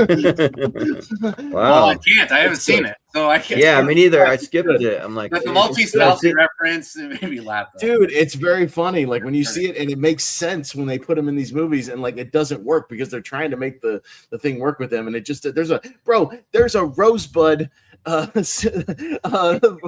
with Citizen Kane sequence, yeah, where instead of saying Rosebud, he's just like or whatever, and then it's just like that's the reference. It just makes no goddamn sense. Like, it's hilarious, dude. Like, it's funny. So it's funny, bro. Like, I laughed, and it's a proper use of the minions when they do the physical gags. It's less like fart jokes and nonsense, but more like Looney Tunes physical gags, like Rube Goldberg stuff, and like physical Looney Tunes type humor, where there's a great montage where they're running through trying to find their new master through different periods of history. So they're chasing outlaws, they're chasing like Viking warriors, they're chasing, all these different people throughout history, like trying to find a new master. And it's very funny. Like, I had fun. See it when it comes to streaming. Watch it. It's good. If you told me it had a Citizen Kane reference, I would have. Citizen Kane, like Maltese. I'm telling you, man, they do a quick Harold Lloyd thing with him hanging on the clock, and they don't really make like a big stink about it. They just go past it, and like if you notice, you notice, and if you don't, you don't. It doesn't hurt the movie, but as a cinephile, you're gonna be like, holy shit, they're like referencing everything in here. It's great. They have a bust of Orson Welles in a museum. It's great. Yeah, nice. That's cool. Because but I might try to maybe go catch it because I think it still is barely playing. It may have one more week left. Yeah, look, I'm not saying if it's not your thing, you got to run out of theater. But like, we saw it anyways, and I'm just glad I did, man. It's easily the best maybe in the franchise since the first Despicable Me. I would put that out there. So maybe it'll be for me more like the last Puss in Boots. They'll be like, why do we need another like Puss in Boots? Why do we need another Minions movie? Why? And then you go see it and you're like blown away. Yeah. So yeah, I don't care. I'm putting it in my list, dude. It's great. I'll watch it again. All right. Yeah. Number 5 or number 6, excuse me, Jordan. Yeah, number 6, and then I'll just throw out Selena's number 6 was The Odyssey, and then Rhonda's was 28 Years Later, The Bone Temple. All right. Yeah. But mine is Lee Cronin's The Mummy from my number 6. So I saw it today. Oh, nice. Yeah. Right. And for me, like From my mentions. well, so I absolutely love this thing because it's like for any mummy movie that I've ever seen, this is one that actually kind of like legit scared me. Like when I saw this, I was like legitimately creeped out. And like the way that they use practical effects in here to use like the like skin on the monster and like the different wrappings that it has around it. It's like really, really cool. They have a cool kind of lore that's just so different than like any mummy you've ever seen before, because it's like it's something like 8 years later when their daughter goes missing, when the dad's working out in Egypt, that they like find out that the daughter she's been found and she's alive, and it's like, oh my gosh, that's like really crazy. And I love it, Jack Rayner, for this type of movie, because he has very expressive eyes, and so like I feel like he can just really portray that kind of like the concern, the scared, like being surprised, like just all that stuff.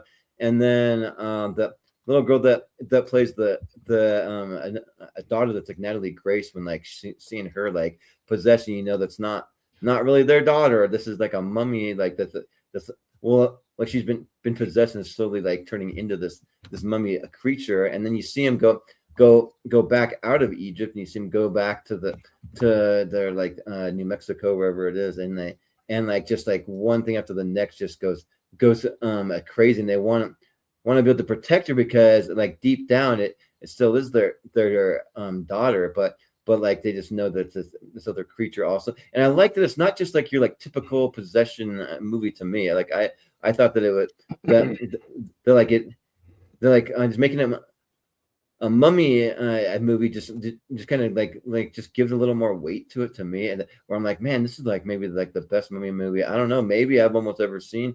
Like, but there's a debate to be had, at least as far as like, I mean, like so Brendan Fraser's Mummy aside, because I think that's more like an adventure kind of thing to me. This was just straight up horror, like just supernatural horror, and it just like just really, really works. And yeah, like I just had a blast with this, and I walked away just really feeling creeped out. And like for me, when it comes to a horror movie, like I don't get scared very easily. I saw Evil Dead Burn, and like it didn't really scare me, because like that kind of stuff doesn't really scare me, because I'm like, well, it doesn't like feel like realistic, and like this doesn't really feel realistic either. Just hard to really put a finger on it, but it's like, it feels like maybe deep down in some crazy messed up world, maybe there is a way that something like this would maybe kind of happen. So yeah, that is my number 6. Lee Cronin's The Mummy. Wow, that's a hot take. Over The Mummy, 1999. Well, like I'm not saying over that. I'm just saying because like I don't really think of The Mummy 1999 as a horror movie. I think of that as an adventure movie, and so. Oh, yeah. I think it's still scary when I watch the 1999 version. I mean, it is kind of scary in like parts, but it just reminds me of like an Indiana Jones movie, and Indiana Jones has scary parts in it. I get what you're saying. Okay. I left it off if I did dishonorables or mentioning it just because I thought it might be on your list. I just said that. Yeah, it was just I thought the characters are a bit moronic sometimes, and then I thought he clearly wanted to make an Evil Dead movie. And I was going to say it's the second best Evil Dead movie. Second best Evil Dead movie that came out this year, behind the actual Evil Dead movie. Yes, yeah. That was my criticism of the movie when I saw it. I was like, this is not a mummy movie. This is an Evil Dead movie. Mm-hmm. Yeah, for some reason, this is wrong. Yeah, but and it's way too long. So. Yeah. As I said, Piers on Rankin, I was going to jokingly say, "Oh, yeah, let's include the Mummy as well." Because that's yeah.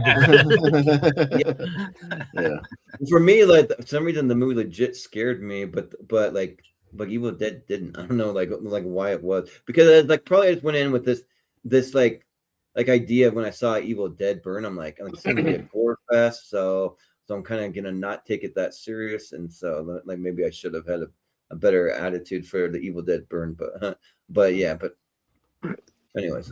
Real quick, I neglected to mention, if you want to see Jesse Eisenberg's best role in years, go watch Millions of Monsters. He is awesome, and he steals the movie.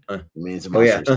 Yeah. Jonathan, he plays a robot that maybe is a robot from another planet. Maybe he's just cosplaying a robot named Dort. He's a rip on Gort from Day the Earth Stood Still. And he looks exactly like Gort from Day the Earth Stood Still, which again is something that kids are not going to know, but if you know, you know, as an adult. So, and it's great, and he's really funny. He's legit funny. So I saw Jesse Eisenberg going to Hot Ones, and he's promoting Minions and Monsters. I'm like, wait a minute, Minions and Monsters? because he steals the movie. He's really funny. I forgot to mention him. He's great. He's great. So anyways, just throwing that out there. A little more love for Minions and Monsters. Go watch it. Yeah. All right. So we'll go to Richie we're in the top 5, baby. Top 5 time. All right, Richie, what you got? Yeah, I don't know if there's might be another punt. I'm not sure. But yeah, we was talked about earlier. Number 5 is 28 days. 28 years later, Bone Temple. There's still a punt for me. It's still a punt. Okay, so we're still punting it. All right. Yeah. All right. Okay. All right, just putting that in your ticker real quick. Okay, Malcolm, we are in your top 5. What you got? My number 5 is yet another Samara Weaving movie, Video Not 2. Here I come. Okay. Yeah. Haven't seen it yet. Yeah, I mean, I was a big fan of the first one. So I knew I was probably going to be excited for this one too when it was announced. Well, I was kind of skeptical if it needed a sequel. I think the sequel worked, and it was just a lot of fun. And yeah, there's definitely a lot of good kills. And it is, and yeah, and I can't remember who played her sister. Catherine Newton. Yeah, Catherine Newton. Yeah. And I think Catherine Newton was a good addition to the cast, and it's one of those ones like you could actually believe.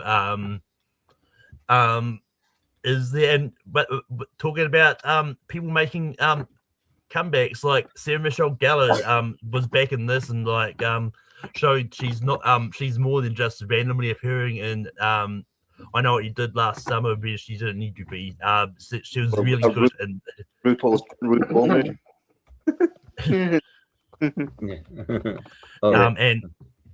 And also you've got David Cronenberg in this as the head of the Danforth family as well. So okay. Yeah. But yeah, and shout out to Elijah Wood. I like him a lot in that too. So. Okay. He's fun. All right. Well, Malcolm has Ready or Not 2. All right. In his top 5. All right. Okay. So we're moving on to Jonathan. What you got? Yeah, I'm gonna guarantee nobody has this on the list. Blue Heron. Blue Heron. Okay. Haven't seen it yet. Okay. We're not ranking an animated movie. Not ranking birds. Yeah, what are we doing here? Yeah, let's see. We have creatures. We have sheep on my list. We have primates. We got all kinds of stuff on it. Minions, monsters, all kinds of stuff. Yeah, right. That's right.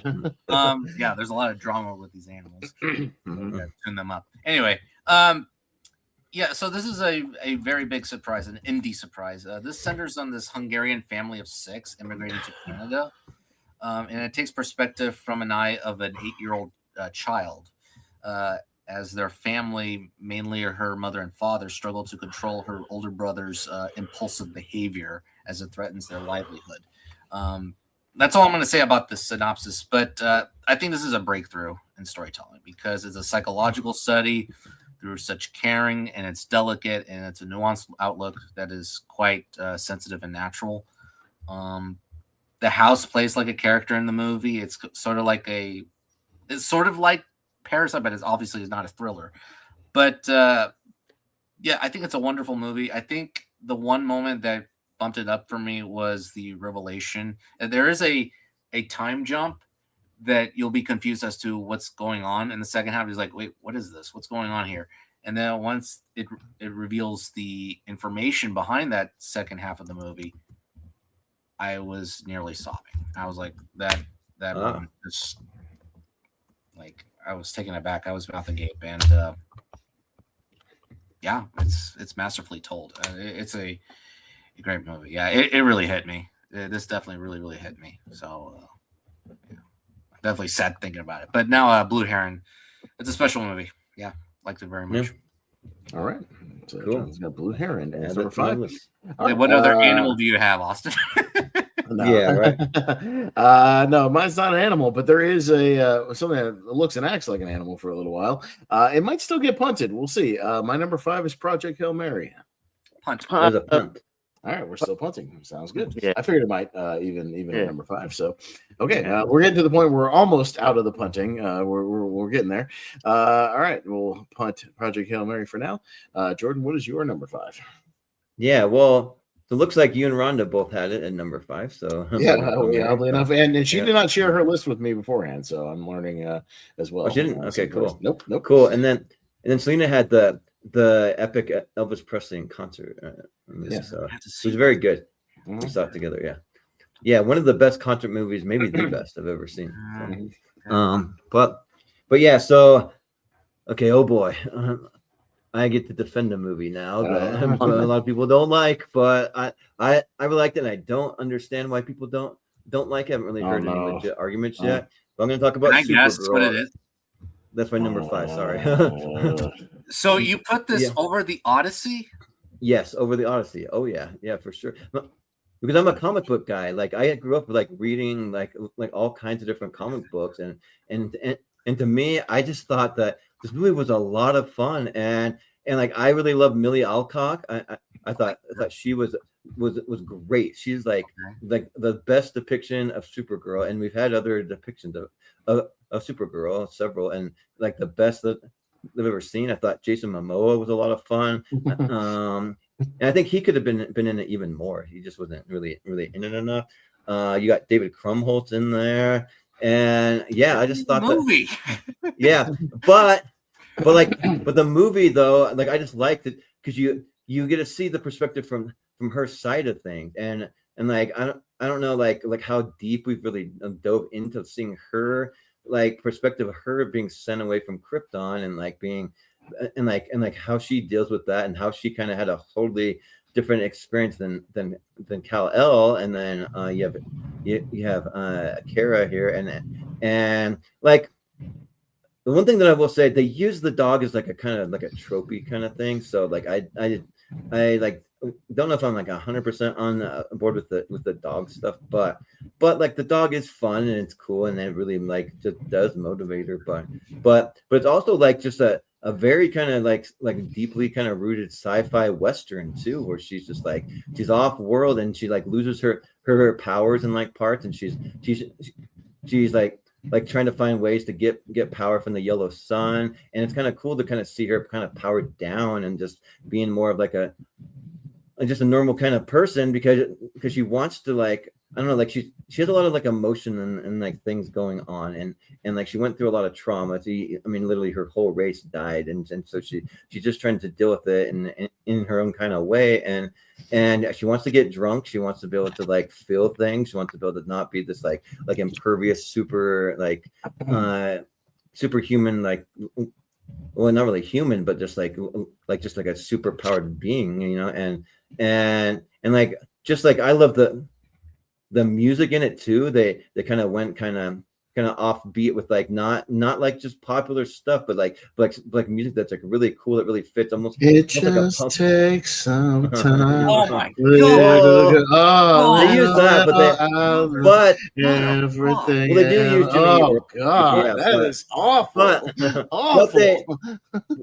They do use though like a lot of kind of indie stuff though. Like I mean, man, might have that in there, but they use like some kind of punk rock feel. She's got kind of like a rebel kind of vibe. Like she's just going on her own path. And I didn't mind the like villain. Like people are like, oh, it's the most one note villain we've ever seen. He doesn't like doing. I thought he looked menacing. I thought he looked cool and like badass.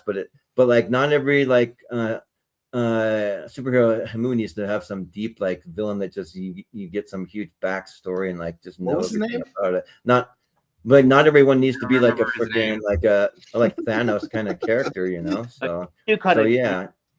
No, I will say that. You do kind of need to know the name of the villain you're talking about. It was. What was the name? Krem? Well, like the thing is, we didn't really.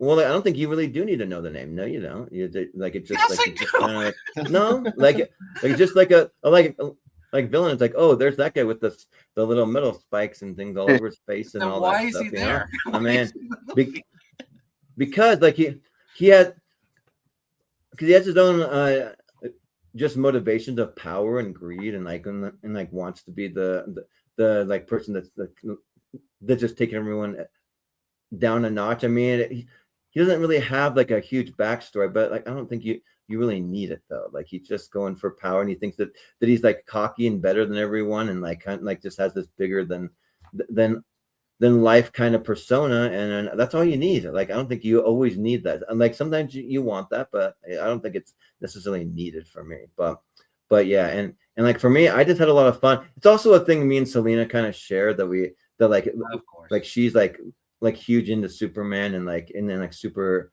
Girl, and like I appreciate that, and like it's just something like when we saw it, we had a great time, and it was a lot of fun, and I just don't really like. I mean, I might see people having some little like nitpicks. Oh, that they use the weird song, they use the weird like villain or like whatever, but nothing that really like makes me think it should be in anyone's worst of the year. I don't think so, like at all. So like I'm gonna defend it, and I had a great time with it. So yeah, I liked it. I won't go into it here because it's our best of, but go watch me and Richie and JPO did. Me and Richie both had it on our worst, and we went detailed into why. But also, are you guys comic book fans that grew up reading any of this stuff? You know anything beforehand? You know me. I'm a DC guy, Jordan. You know that. Yeah, I'm a DC guy. So yeah, I thought this movie was really bad. I can barely see the action sequences. Yeah. Well, they kind of do like the story, but then they kind of make it more of like an angsty kind of like sort of like almost like punk rocky kind of feeling her emotions a little more. And like they don't really do that a lot with a lot of like superhero movies, so I appreciated it. So yeah, I mean to put something into perspective, like I haven't seen Supergirl, so I can't comment on that, but like just because you're a big fan of like comic books and that doesn't mean you have to love everything that because to use an example, there's like I'm a big Scream fan and I probably like Scream 7 more than other people did, but that's not coming up on my top 12 of the year. No, but I mean this year we haven't really had any other like superhero movies really this year, so not yet. We've got Spider-Man coming up shortly. which might be another one I might be high on. I'm like kind of pre-biased, but we'll see. I don't know. I'll try to be honest about it, but I don't know. Enjoy the sun-tinted and like unbiased. Yeah. So yeah. All right, let's move on to our number 4s. Richie, we are at your number 4. I could get it. We'll see. So my number 4 is Backrooms. Punt. Yeah. All right. But Backrooms. If I could have added one more to my honorable mention, it would have been Backrooms. I just didn't want to go too long on the honorable mention. All right. We're still moving along. Malcolm, what is your number 4? Yeah, my top 4 has been sort of changing the more I look at it, but I think it's settled on this at the moment. So my number 4 is probably going to be a punt, The Odyssey. Punt. All right. Yeah. Keep punting. All right. We're still punting The Odyssey. Okay. So we'll get there eventually. Jonathan, we're at your number 4. I'm going to disclose that any of these 4 can be number 1. Okay. They're running away from the movies this year. So 1.4. Okay. Number 4, Sure. The Invite. Okay. And probably the other one. My honorables. Okay. Look, it's rare for me to have a comedy in my top 12. It is rare. But it's such a sophisticated, intelligent comedy. I mean, it is refreshing to see. Seth Rogen and Olivia Wilde play this strained couple whose marriage is on the cusp of falling off a cliff as they bicker more than usual. And Wilde's character sets up the place anxiously as she invites the upstairs neighbors, Edward Norton and Penelope Cruz, for a dinner party. And then their night sparks interesting conversations. One scene in particular that is one of the funniest scenes of the year is the sex conversation. Yes. The way we'll just call it let's call it the Q&A session, Jonathan. The Q&A. The Q&A session. Yes, because that's what it is when they find out something. This is undoubtedly Olivia Wilde's best movie by far. She did what was the first one? Don't worry, darling. No, Booksmart, don't worry, darling. That's it. Booksmart, yeah, that's it. This is undoubtedly her best movie so far. The way she blocks and frames things is quite exceptional. It's ingenious, with Rogen and Wilde going like, Interesting. Yeah. Yeah. And then Norton and Truth's talking about their subject, and it's a very funny. But that scene, I'll just say real quick, it almost like fixes their fight for a second. They're like fighting. They're like, oh, now they're kind of together. Exactly. That's the point. I mean, it's a very funny, relatable insight, regarding that topic, because their marriage is stagnant.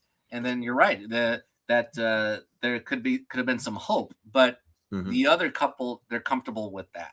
And I'm not going to divulge what happens with them, in their free time, but it is very funny. The segues between each subject are quite organic, thanks to this screenplay by Will McCormick and Rashida Jones. Yeah, then the screenplay is fantastic. Oh wow, I didn't know they wrote it. Dang. Yeah. All 4 actors are exceptional. You can make a case for any Oscar nominations for them. I think the screenplay will get its due.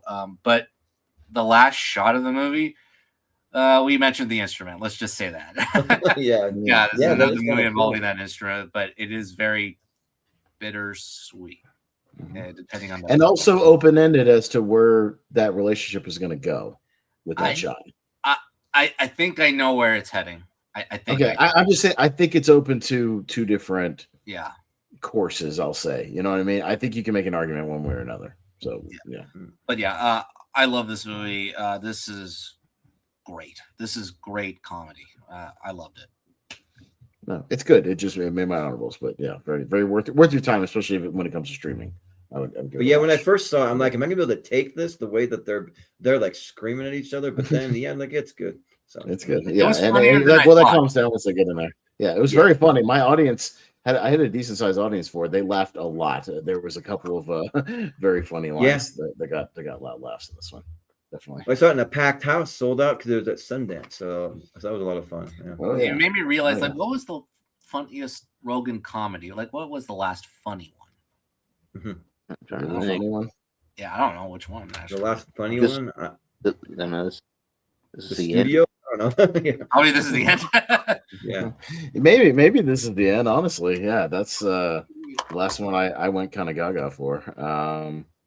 I was going to see, let's go to recent.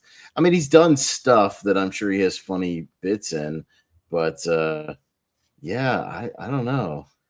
Oh, I like The Night Before, actually.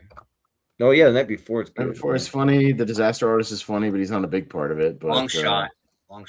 Yeah, maybe this is the end full on. Yeah, something like that. Long shot, actually. Long shot. Yeah, because all the ones I'm seeing, he's not that funny. Yeah. Okay. For the last few years. All right, we're at number 4. Let's see if it still gets punted. My number 4 is 28 Years Later, The Bone Temple. We'll probably talk about it. It's my number 3. If you're number 3, okay. I know Jonathan had it on his list. I had it.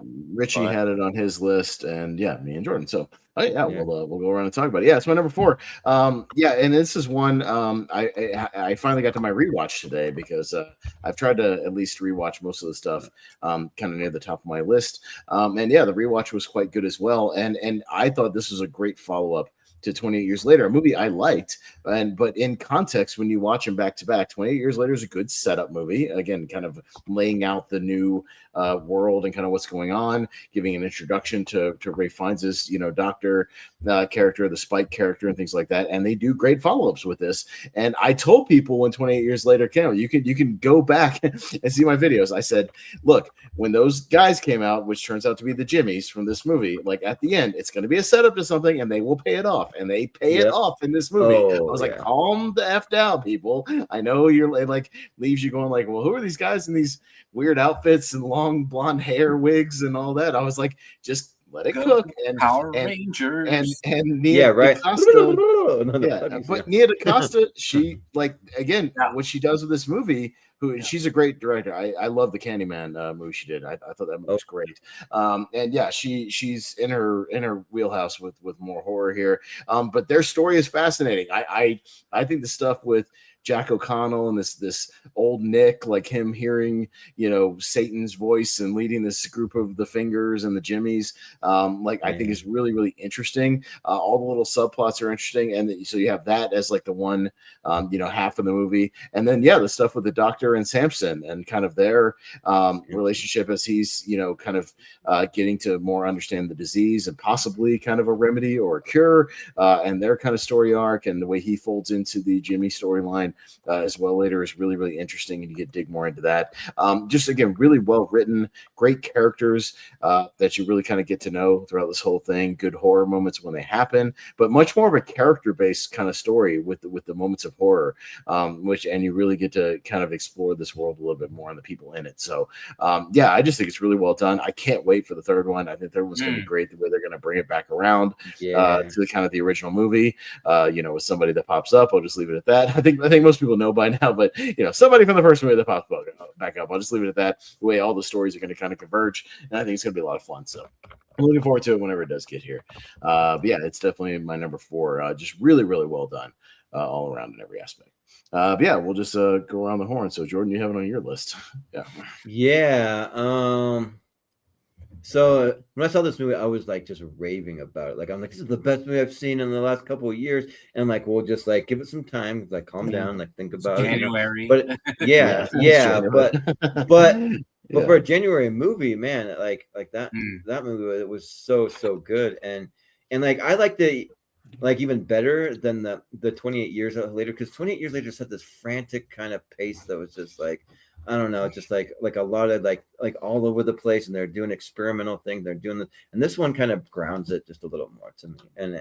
And like the Ray Fiennes of it all is just like so good. And then and then the Jack O'Connell, like his character is great as that, like I forget the like Mr. Rogers type of character he's doing, but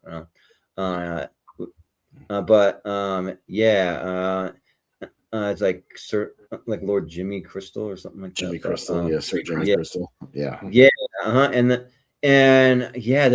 then the relationship with Samson and Ray Fiennes is like, it's like you see the humanity that like Ray Fiennes' character has. Like he wants to protect himself, but then he helps out Samson and like wants to almost see if he can become human again, and like it's just really cool. And then like near the end you have that Iron Maiden scene that is like so kick-ass, like and like so much fun. I was like wanted to just like stand up and like cheer in the theater, like yes, this is like the best thing. Metalheads, this is the best day of my life. It's like so cool. But and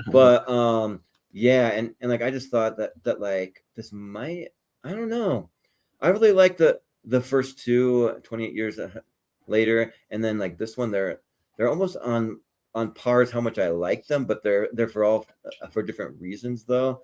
And it's just like the movie just like moves at really good pacing too, and like it just kind of, it's not too like frantic like the last one, but it like has enough like just cool craziness to it that's just really fun, and like some kind of mystery too, as like Jack O'Connor and like them finally meet up with Ray Fiennes and all that stuff. So but it was my number 1 for a little bit until I saw a couple other movies. So it was up in your top of the list at the beginning of the year. It's just more stuff came out because it was January. Yeah, right. But it was up there. It was great. But Richie, you had it on your list as well? Yeah, I think it just came out in January. I think it's one of the first. I think it's literally probably the first. If not the first, the second, like 2026 movie I saw. I'm like, wow, this year's starting off with a bang. Holy shit! Like, what the fuck? This is and to have it this high, it was number 5. This high, already in July is, it says something. I thought Jack O'Connell's outstanding in this movie. I think he's always been a fantastic actor. I've give me more Jack O'Connell in like everything. I everything. If you haven't seen Eden Lake, where he plays a villain, and with when he's young, when he's in with Michael Fassbender, he's really good in that. Ooh, yeah. But I've known him since like the British TV show Skins. He's really, he's just really good. But they did the sort of the relationship between Samson and the Doc is good. But Iron Maiden scene's just so badass.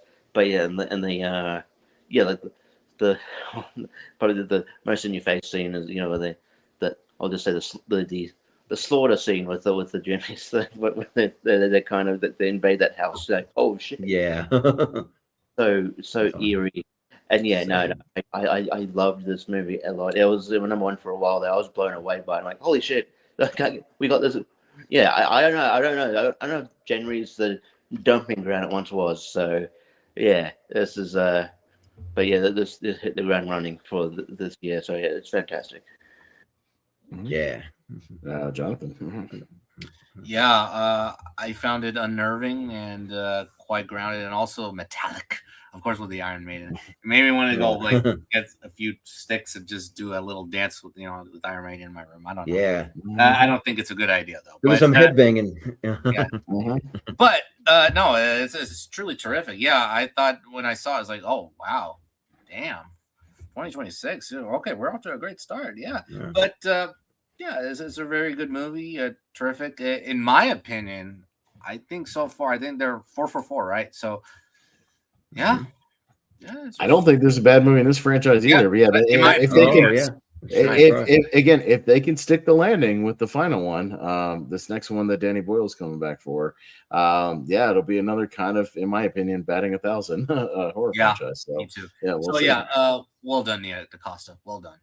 Well done. Yeah. And it's not going to be the only horror we'll see Jack O'Connell in, by the way. He's in the cast of Quiet Place Part 3. So yeah. Ooh, yeah, that would be good. But all right. But well, let's shout out. We got some more people chiming in for their like number 4s. We got a bunch of them, but we got Brian in there. He's got Toy Story 5 for number 4. We have Rhonda. She's got the Odyssey at 4. Selena's got the Sheep Detectives for 4. And then Wolf has Nirvana, the band, the show, the movie in there. So yeah, I really wanted to try to see it, but I haven't got a chance to yet. I saw it in theaters because it was a mystery movie. So yeah, I missed that night. That's what it is. But I'll get to it. I'll get to it soon. I will. You can rent Nirvana on Letterboxd on the video rental section, I believe. Oh really? I didn't know they had that. It's on Fandango. It was on sale this week, so I picked it up. I'll watch it very soon. Yeah, but the Wolf also says that 28 years later, the Bone Temple was his number 7 of the year. He had it in there. So cool. All right, Jordan, what is your number 4? Yeah, I've already to my number 4 already. That seemed to come around fast, but I have Mortal Kombat 2 for my number 4. Okay, I had it on my list at 12, but you go first. Yeah, have fun. Yeah, yeah, like I just love this movie and like these are my types of movies. Even though with like the first Mortal Kombat that we got that was like the precursor to this, it was just like this movie moves. This movie moves fast. You just get into like Johnny Cage's story right away, and then you just see who he is. And like I was a little skeptical about Caro Urban playing it. I wasn't sure if maybe he was the exact right person, but man, he did great. And like you just get right to the tournament. You just get right to it, and it's just like fight after fight after fight after fight is just like so good. And like I mean, they do everything that like I think a lot of fans want to see. I mean, who's the guy with like the blade hat that he's throwing around? That was my favorite fight scene. Kung Lao and the Kung Lao and Liu Kang. That fight just ripped. That was really really good. And then the like Shao Kahn, they did his character super well. I mean, I liked having Sonya like help being one of the recruiters and all that. And then I mean this I'll just say that. Like nobody cares about the Cole Young character, so he's not very prominent in this. The bitch in yeah. So yeah, they do it right with that. But and then like even the Jax, like he's cool in there. They're just like Raiden. I mean, yeah, they're just all just like the characters. Just they each get their time to shine, and like you just move in, like it just feels very much like the video game. You're going from one fight to the next, and like round one fight, and then it's like finish him, and like they have all the the like fatalities you want to see, and like I just appreciate that it's not very drawn out. Like I don't know the runtime here, but it couldn't have been more than like less than 2 hours because the movie moves. It's like an hour 50, hour 50 or hour 55, something like that. About an hour 50 without the credits. So yeah, something like that. Yeah, and so yeah, like these are my types of movies that are just very entertaining to me. Like I'm so excited for the Street Fighter movie that might be my like number one most anticipated movie of the rest of the year because I just love that kind of stuff and I play these games all the time. So and I love character like based on a movie and just seeing who they cast in that one too. I'm like really excited. But yeah, so Mortal Kombat 2, I just thought that there's like maybe like the most fun that I've had at the movie theater this year, maybe. So yeah. I would have it on my anticipated, but there's these two little movies called Godzilla Minus Zero and Dune Part 3 coming out later in the year that I'm still yeah.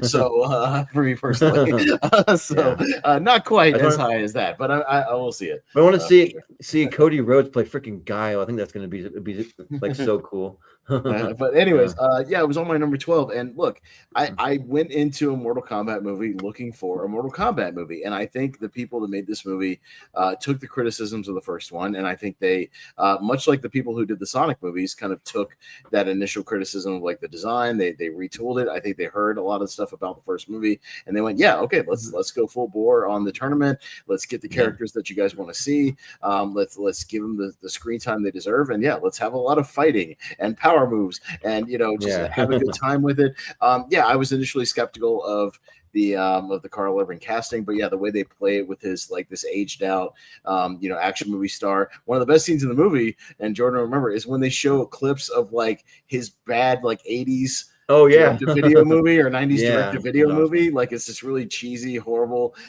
direct-to-video action movie, and the recreation of it is really funny in the movie, and it works perfectly. With him being at Comic-Cons and all. Oh yeah, when he's at the Comic-Con table, there's nobody at his line. There's nobody there. Yeah, because he just made all these like direct-to-video movies, and it's very funny the way they play that. And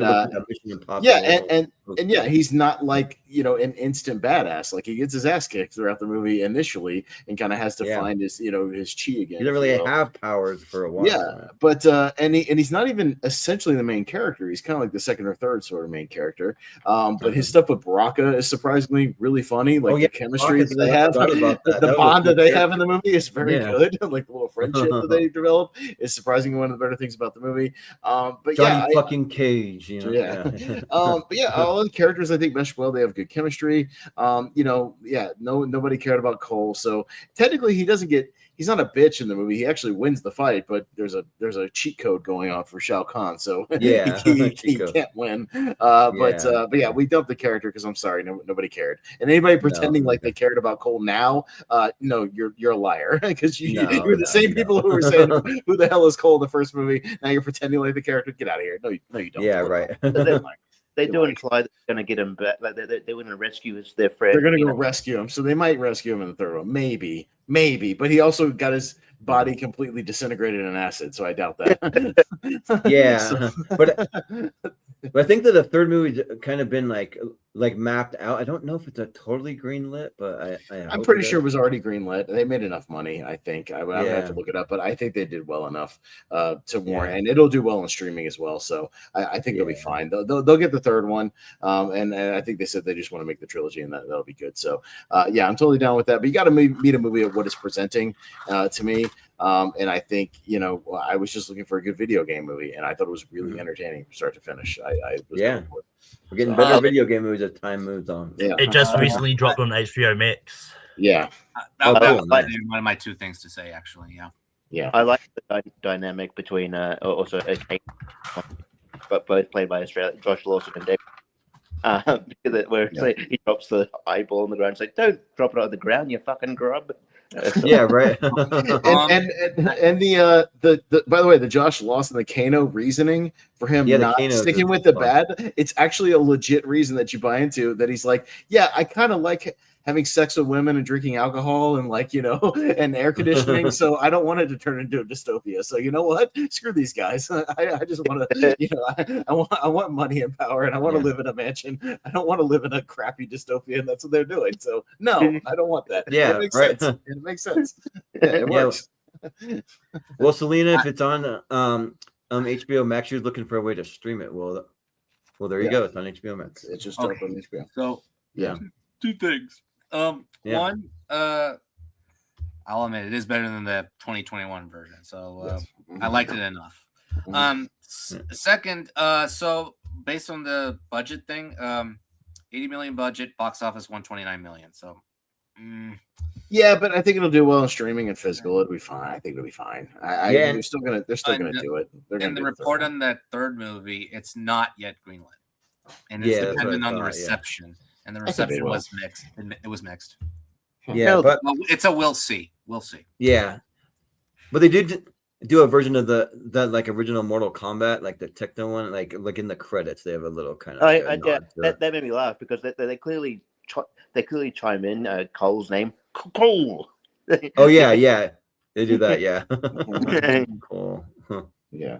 The apparently the screenwriter said at New York Comic Con 6 weeks ago that Warner Bros. Is greenlit it. Say that again. You broke up. What? The screenwriter at New York Comic Con said it was greenlit 2 weeks ago. Okay. Yeah. Okay. So yeah, I would imagine so. I wouldn't see why not. So let's get into it. I wouldn't either. All right, Richie, we are into the top three. What you got? Yeah, we'll see what this lands. Number 3 is Project Hail Mary. All right. There's still a punt for me. Okay. We'll get there because if it's somebody's number 1, we'll just wait till we get there. Yeah. All right. Okay. Malcolm, what did we get your number? We got your. I don't think we got my number 4. I don't think. Well, because it was the Odyssey, but we're not there yet. Oh, yeah. We'll get there. So, what is your number 3? We finally get to talk about it. The Sheep Detectives. All right. Okay. So there you go. So we're talking about the Sheep Detectives. Wow. All right. And I believe it's the two of you who have it in your list, and Jonathan. Yeah. Sorry. Go ahead. But yeah, Malcolm, go first. Go ahead. Yeah. This was a big surprise that when it came out, because if you were going to tell me to say, I was going to get really emotional over a murder mystery about sheep, I would have said you're crazy.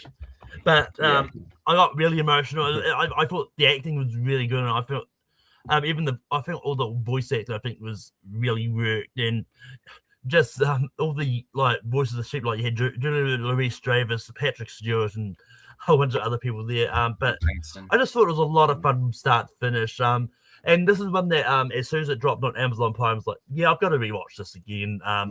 And I loved it just as much. So yeah. All right. Yeah, Richie. Detective the one that I thought, when in the trailers, I thought, that's kind of cute. It'll be kind of fun. And then, I hear that all these reviews coming out of it, like, oh, this is amazing. I'm like, oh, okay. And then I watched it, and I was like, oh, yeah, a lot deeper than I thought it was going to be. Yeah, it's got very poignant commentary on like grief and loss, and like, oh shit, and but it is very entertaining. The voice cast very good, but even people, some of the human characters good, like Nicholas Braun, I think is good as the main, is like the sort of police chief, the sort of bumbling kind of the police chief cop guy. I think is really good. I'm reading Three Bags Full at the moment, which is the book that's based on this movie. It's sort of translated from German. It was a German book. The vastly different. The book is very dark. Yeah, like I will say, in the movie he's poisoned. In the book, he gets impaled by a spade. Very, very, very, very much more brutal. And so vastly different. It's still really good. But this is definitely a surprise. It'd be cool if they, I think there are more story. You know, like I would love to see more of this like director. It's just it was just a pleasant surprise and really good, really good. Really good film. Yeah, Jonathan made your list as well. Yeah, I think this is the surprise of the year for me because I thought this was going to be a stupid movie about cheap zombie. And no, this was lovely. This was a lovely surprise. Yeah, we don't get these family movies often anymore. And it is kind of refreshing to see that, it felt like watching a 90s family movie to some degree. You know, you could actually have a double feature with this and Babe. Mm-hmm. It has that kind of similar magic. Even though the human characters do not have the same warmth or humor compared to the sheep, it's still a lovely movie.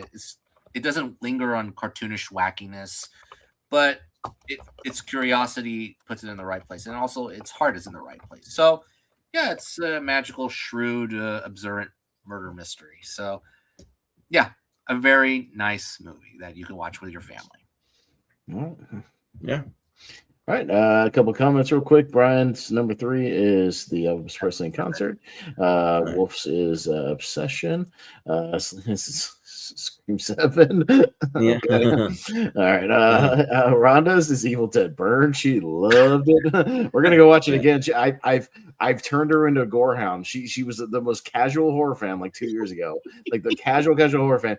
Her favorite horror movies are like the Terrifier movies. She loves them, and she's loving these like ultra gory like Evil Dead movies. She's like, the gorier the better. Bring it on. She loves it. So I turned her into a gore hound. That's right.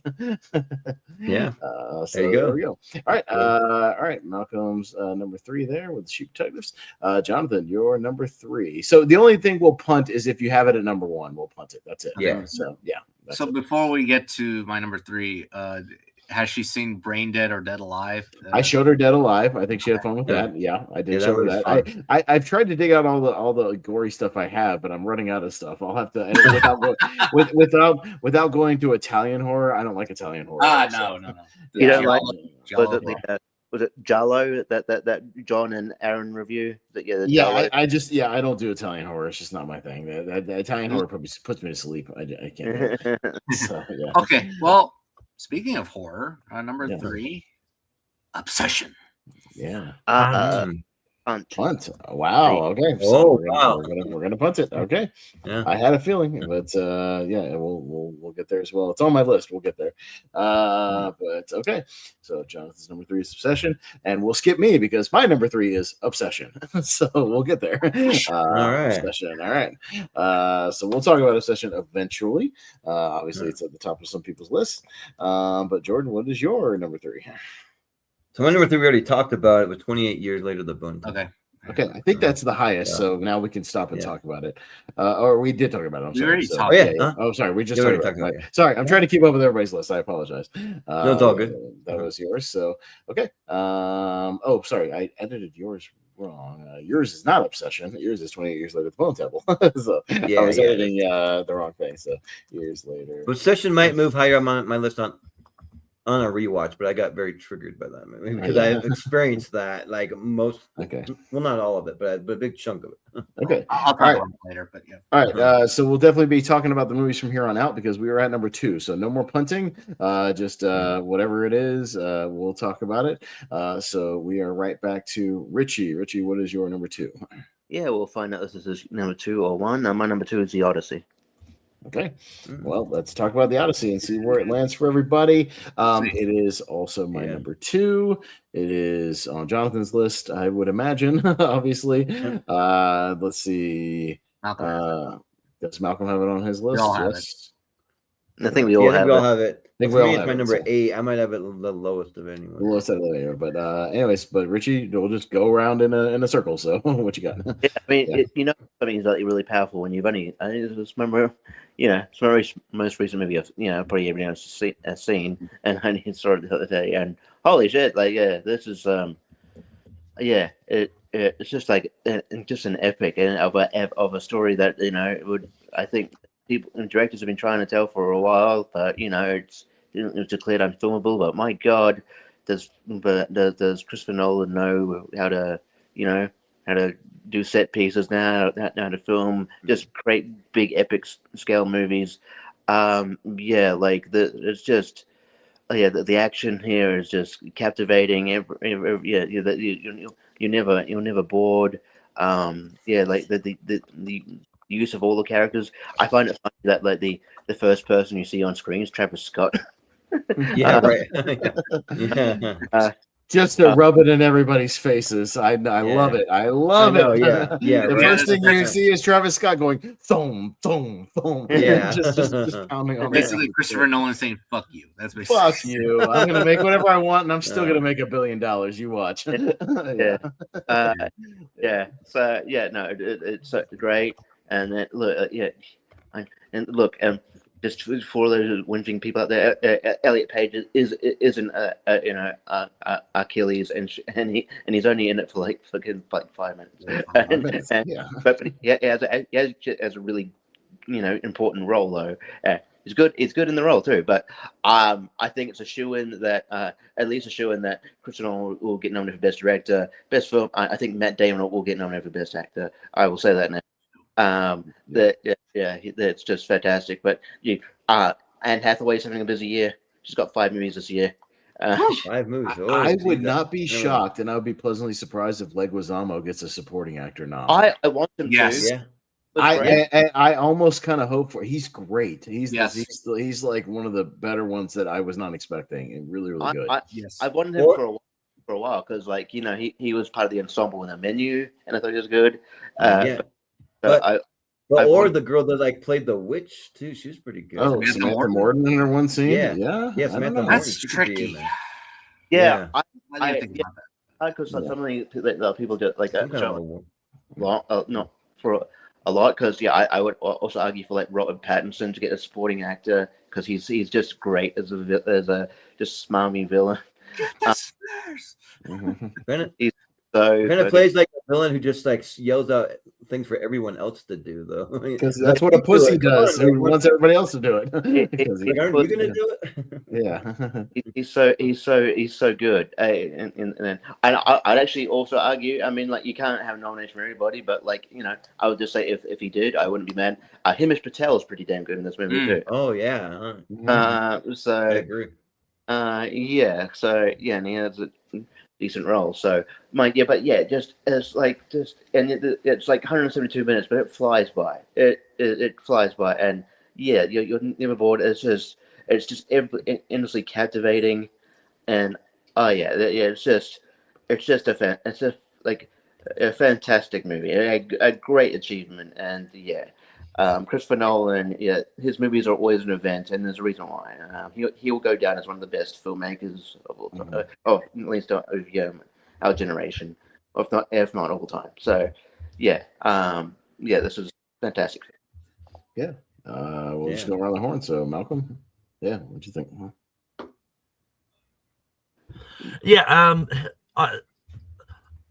When I was watching the Odyssey, I got PTSD from WWE just seeing Travis Scott appear at the start of the movie.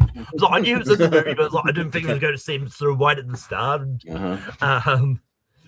And I really don't like that song at the end. I really hope that doesn't get nominated because. There was a song. I did not know actually. It was over the Travis Scott song. It was over the credits. Okay. It was kind of mixed in with the score, so I don't know if they. You even heard someone in my theater comment out like, "What? They're doing this Travis Scott song now?" Okay. Yeah. Okay. I'm a big fan of Greg Mifflin, and I love the Odyssey. And I think it's just fantastic. I said in the chat, I think all the directors were lying when they said, "Oh yeah, this is unfilmable." They're just waiting for Christopher Nolan to go, I'm going to do it. You keep hold saying hold my beer. I got you. Right. Just wait. And interesting fact I actually did find out recently is apparently we could have almost had Nolan directing Troy, which could have been interesting. See what he would have done for that. But I think all the acting was fantastic. This is one of the times I had a hard job sort of when it came to my top 4. I've been switching around these a lot. I do know I do want to see the Odyssey again when I can. And same with another movie that we'll get to in a minute. All right, let's go on, Jonathan. Yeah. All right. Well, okay, I'll reveal it. Number one. This is my number one. Okay. Yeah. Yeah, I figured it would be. Yeah.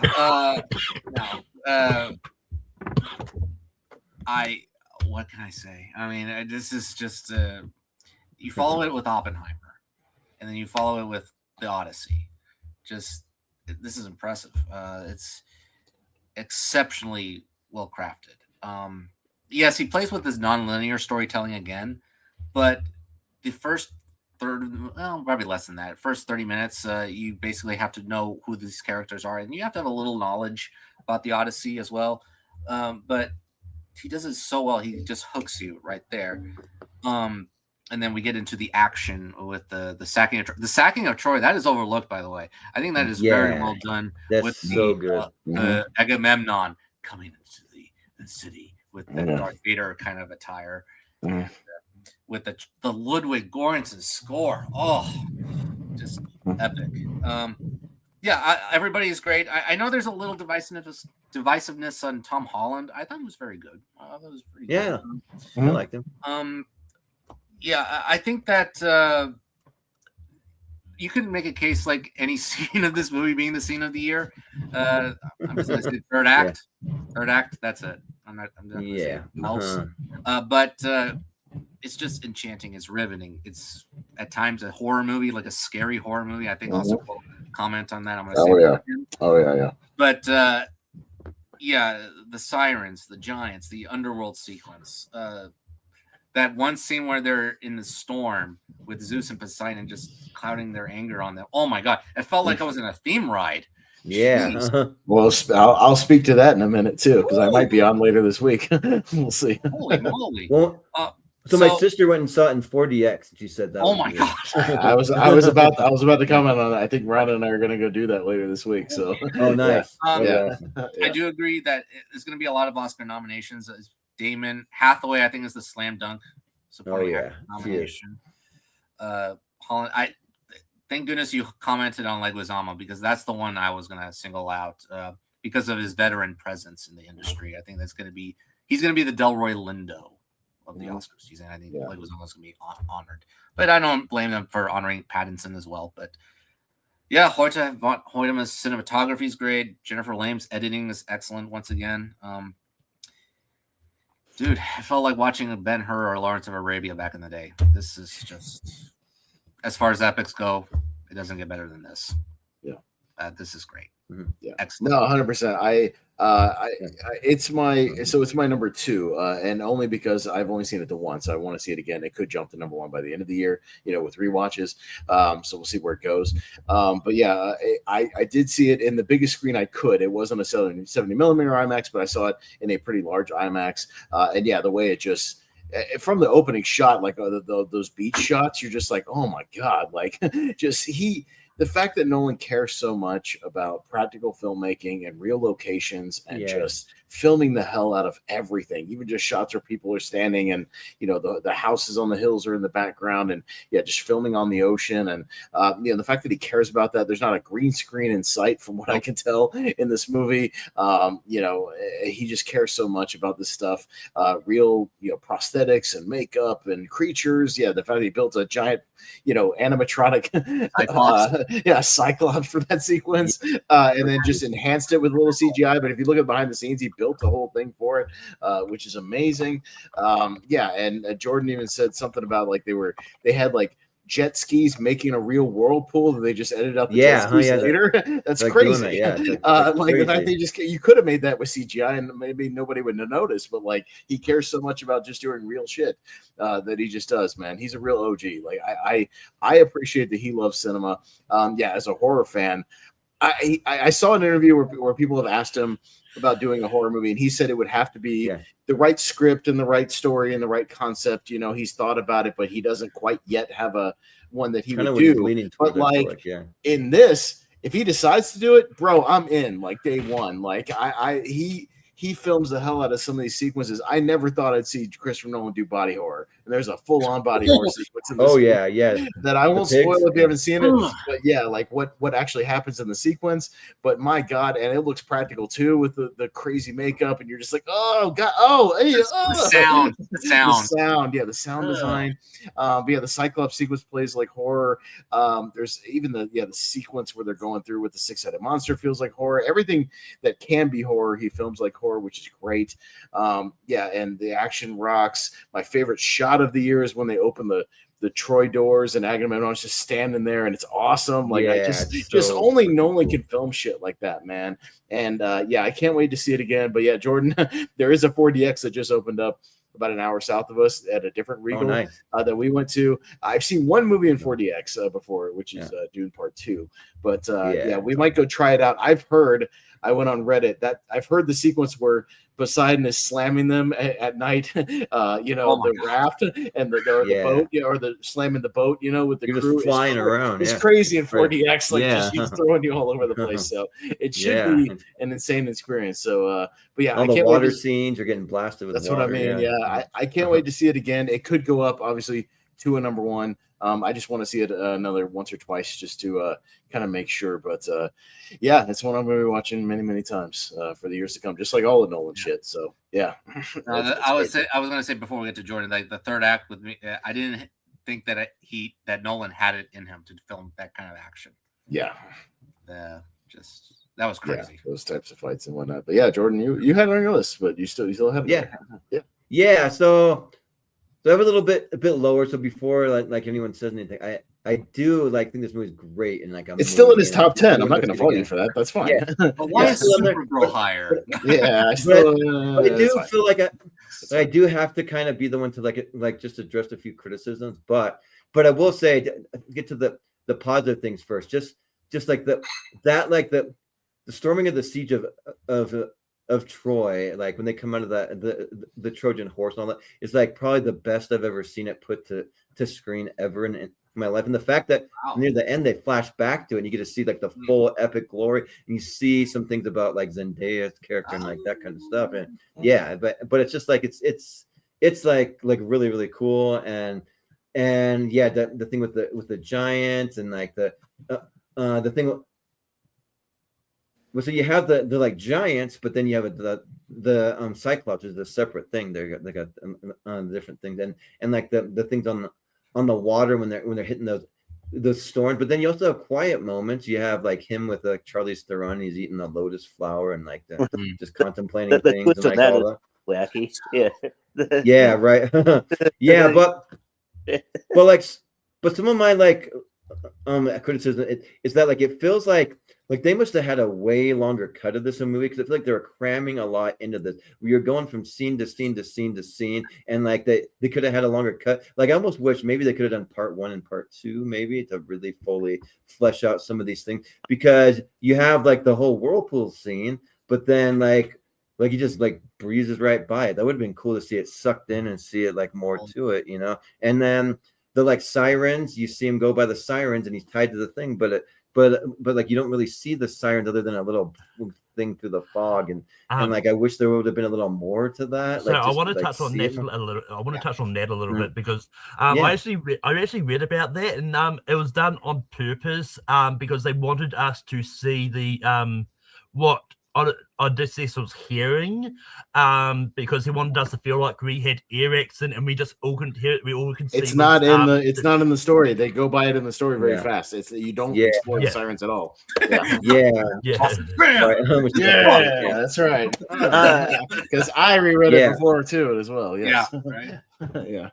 yeah, but it just felt like there. I don't know. It could have just been a lot of things could have been fleshed out and.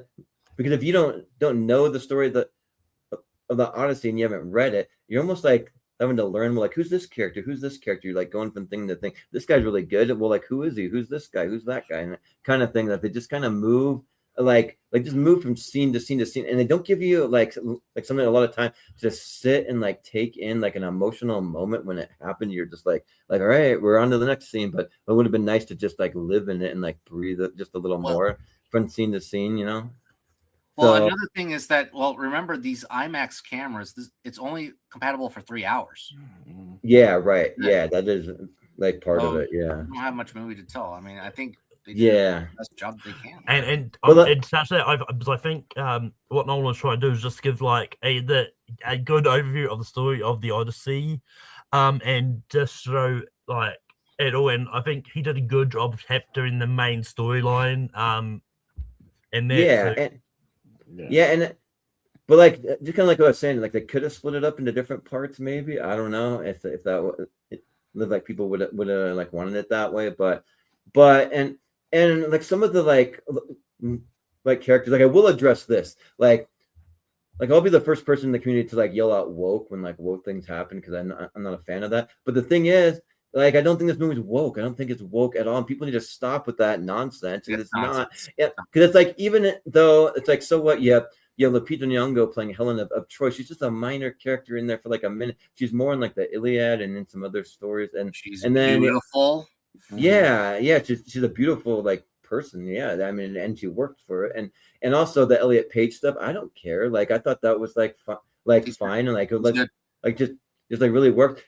But I do have a criticism about like what the like underworld looked like. Maybe that's what it was like in the book is supposed to be. But like that was the most like underwhelming, worst underworld I've ever seen in my entire life. Like, where's the fire? Where's the brimstone? Where's the crazy like the? That's not what the underworld is. Like underworld. That's not the underworld. And it's like, but they depict it in like these other things. Like even Percy Jackson, like a movie like that, like depicts it. But better. in actual Greek mythology, the underworld is more this like kind of desert wasteland kind of a thing of just people wandering and with little sparks and like ash flying around. It's not like it's not like a fire and brimstone kind of hell. It's like it's more this wandering, like these souls just unclear of like where they are and what's going on kind of a thing. If you I hate to go to a video game, but if you go to Assassin's Creed Odyssey, which is that has a whole DLC where you go to the underworld and like, but it's the same shit where like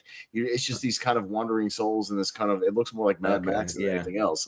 Like I was with like comparison to this movie as well, but I'm glad you did it. I don't want a cliched volcanic underworld. I don't want that. But the thing is though, like after the movie, like I went on to like watch some like behind the scenes like thing, and they're like saying there's a thing with like Tom Holland, Matt Damon, like the scene when you go to the underworld, like that's just haunting. And I'm like underworld, like did they go to the underworld? Like when did they even go to the underworld? I'm like, oh yeah, that weird thing on the beach dark with like dark sand. That was the underworld.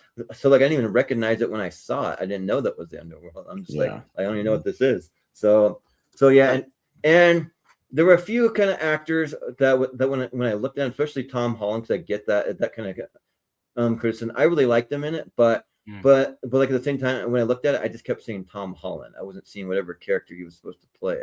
And I was just kind of like, well, there's Tom Holland on there, kind of thing. But I think he's still trying to find his voice as an actor, and I think he'll get there. There. Yeah. But he's still young, you know. Like he's but I didn't hate it though. That I saw that. I didn't really. But I think he found it, not to give it away, but he found it a little bit in one certain scene, certain moment. But I do think.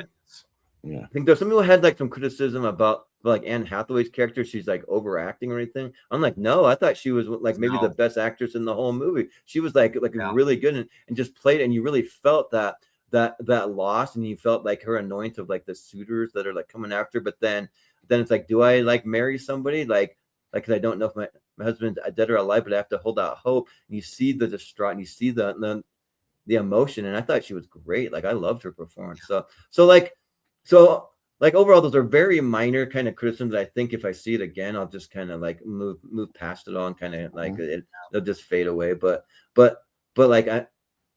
So I did really love it. But I did like just have those reasons why I can't quite put it as high in my top 10, but it's still in my top 10. So, and also the fact that like for me, like even though I did I love it, I didn't like Oppenheimer, I didn't like Dunkirk, I didn't like Tenet. So there's a few other things that I'm kind of like just like hoping for like a I don't know, just like something that's really gonna knock my my socks off, and it did knock my socks off. It really did. I really do really like it, but like I just kind of had these preconceived things that I just need to just like go see it another time and just let those things kind of like realize like that they're like kind of like necessary in the way that they're supposed to be, and they still work and they're still awesome, you know. So all right, we still got a couple of movies to get to, so we gotta wrap up. Yeah. Pair Pattinson and Mia Goth in another movie. Oh yeah. Which I wish the Mia Goth had. I want to. Yeah. But had more to do because another movie like Frankenstein, she didn't have enough to do. Well, it's a big wish she was in cast. it more. Yeah, right. So I didn't want to be left out, so here's 3 bags full on book. There you go. I just want to. The cool. book love, yeah. Yeah. I mean, it's crazy. Like, there's so many actors in there that's having a really busy year in the Odyssey. So you got Anne Hathaway, Robert Pattinson, Tom Holland, Zendaya. yeah. Would you want to look up all Anne Hathaway? She's in 5 movies this year. Jeez. She's in a bunch, because we're gonna see her next month in the end of Oak Street. Yeah. In Verity. Oh yeah. Then we have Verity. Yeah. But yeah, like Anne, the Devil Wears Prada 2, Mother Mary, like all that stuff. Yeah. All right. We got to keep going. We got a couple more movies we got to talk about, so we got to keep it moving. But Malcolm, what is your number 2? My number 2 is the Project Hail Mary. Okay, right. So we're gonna go ahead and talk about it though, because it's been on a couple people's lists. I think it's on Jonathan. It's my number 5. It's on. Isn't it on everyone? I think it's on everybody's list. Jordan, is it on? Yeah, I think it's on everyone's. Yeah. Okay, just making sure. Okay, but we'll try to keep it a little speedier because we're bumping up on 3 hours here. But go ahead, Malcolm. Yeah. Once again, talking about emotional scenes involving like animal like creatures. There's like I think Rocky is one of the best characters. and Project Hail Mary I think is just a lot of fun. Like I've never read any of the Andy Weir books, but I've only ever been familiar with them but because of The Martian and that. But I think Project Hail Mary, I think, is a fantastic thing, and it's and I always like these movies that are just like sort of basically sort of one person sort of in space for most of the movie, and I think if I remember rightly, I think this made number 1 of our movie set in space on Rankin. You probably did. It was I think it was either that or 2001. I definitely made the list. Number 1. Oh yeah, that's right. Yeah. It was still it's still a pretty good movie, definitely going to watch this a lot of times. Yeah. All right, Jonathan. Yeah, very quickly. This is an exceptional cosmic feat of filmmaking. Another movie where there's certain scenes where you could make a case for the scene of the year, like for example the betrothal line scene where it goes from green to red. Amazing. With the what's the composer's name again? Daniel Pemberton. Yeah, Daniel. Oh yeah. Daniel Pemberton score. It's great. Phil Lord, Chris Miller do an exceptional job with adapting this novel. Gosling's perfect. Sandra Hüller, I thought she did a very good job, a very good human performance. I say that Project Hail Mary is The Martian's little cosmic brother. Yeah, like Rocky. Yeah. So, I loved it as well. Yeah, this is another celebrated sci-fi feat, sci-fi epic. So, didn't get me emotional in moments, but wonderful. Yeah. Austin. No, I've seen it twice. I took my dad to see it the second time because he loves sci-fi, it's just a very nice sci-fi story, kind of a just throwback old-fashioned entertainment. I think the relationship between him and Rocky is one of the best relationships on screen that they've had all year. Their dialogue when they're getting to know each other and all that stuff is great. Just really, really sweet, emotional. What? This is my bump. Yeah. Oh yeah. No, but I mean, you actually care about this rock creature when things happen later, and they both take turns being kind of down for the count a little while, and you care about the way they get back, and it actually is understandable, where Ryan Gosling's sort of his reasoning ends up as to the decisions he makes near the end. So no, it's just very sweet. but at its core, which for good sci-fi movies to have good characters at its core, it's really important. But cool technology, use of the way Rocky uses his technology that he has at his disposal is really fun, and the way he kind of stays alive and he lives is great. But yeah, it's another one that I think is really cool, and one of my favorite final scenes of the year. If you know, on the other planet is one of my favorite little sweet final scenes. So good stuff. Jordan. Yeah, so this is my number one, and yeah, like I just I had so much fun with this movie, but also like you're inspired, you're like laughing from the first minute that you know that you're gonna encounter someone when Rocky Ship's kind of tailing his and like matching the movements of it, you kind of see like whoa, and then yeah, like at first he's like really freaked out because he kind of like if you don't know anything about this rock creature, you're like really freaked out, like you have no idea, but then they like find cool ways to like adapt and to kind of work together. Like when like Rocky first comes on the ship, he's like, oh my gosh, he's like frantic, he's all over the place. He's like, where's my room? Or like, and then he's like, a maze, or like, yeah, and then there's just like so much heart to it, and like just like the and like my one little minor nitpick of it is that they expect Ryan Gosling to be this like bumbling teacher scientist kind of a person, but he's like a pretty boy kind of guy that just looks like I don't know, like he like maybe he doesn't totally, like they could have made him look more like a little nerdier, but that's fine. That's a very minor like nitpick, because just everything like you just feel when he's like, Rocky watch crew die, could not fix, Grace say it, Grace will die, Rocky fix, and you see they build a bond and like a love for each other pretty much, where they're willing to like just give their lives for each other, and it's just like one of the best like relationships that we've had all year long, and yeah, just like I won't spoil how it ends, but I love the way that it ends, and I think it's like it's like a really cool and really like fitting way, and I haven't read this book, but I read Artemis, which I'm like hoping that they'll eventually will have Artemis, I think. Lord and Miller, who did this movie, have said they have a script for Artemis and they want to do it very soon. So cool, nice, yeah. So same directors, cool. yeah, to do. And hey, if they can nail that, it'll be 3 for 3 for the Andy Weir adaptation. Yeah, right. For the books, because I think in the book it's like that's all about an Iranian girl that's on like a colony on the moon. So I hope they kind of keep like stay true to that. That'd be cool. So yeah. Richard? I don't know much more now, but yeah, it was fantastic movie. Yeah, Rocky's a great character. Reminded me of remember the Spaceman with Adam Sandler, Kanoosh, the dynamic with. So it reminded me of that. It got me. I actually did read the book. The book's very, very dense, but it's really good. Andy Weir's definitely like a science, physics nerd. So it's it's a lot of things go over my head, but it's still a really good read. It's really good. Ryan Gosling's great. Everyone's great here. Sandra Huller's having a great couple of years. She's not only got this, which is she's got she's in. I'm pretty sure she's in Digger with Tom Cruise.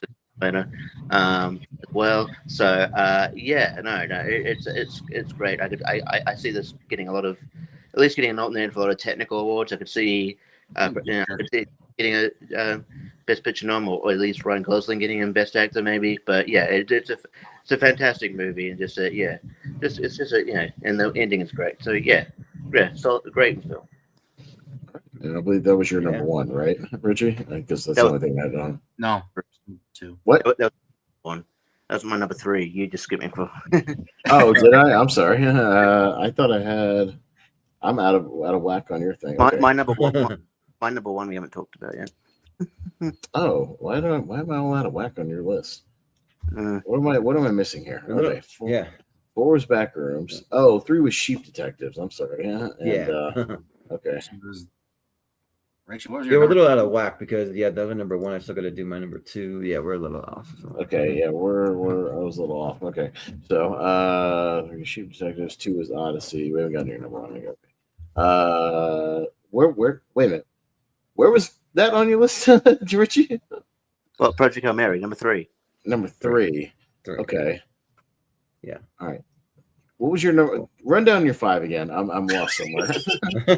We've been bouncing around so much in the top 5. Yeah. I lost track of some Yeah. shit. Yeah. So Number 5. Number 5 is Bone Temple. okay. Number 4 we haven't talked about yet, but it's Backrooms. Number 3, Hail Mary, Okay. and number 2, Odyssey. Number 1, well, yeah, it's Obsession. Okay. So 3 was Yeah. Just talk about Jordan's number 2, and then Okay, yeah, gotcha. Okay. Sorry. Yeah, I but- got a little twisted there.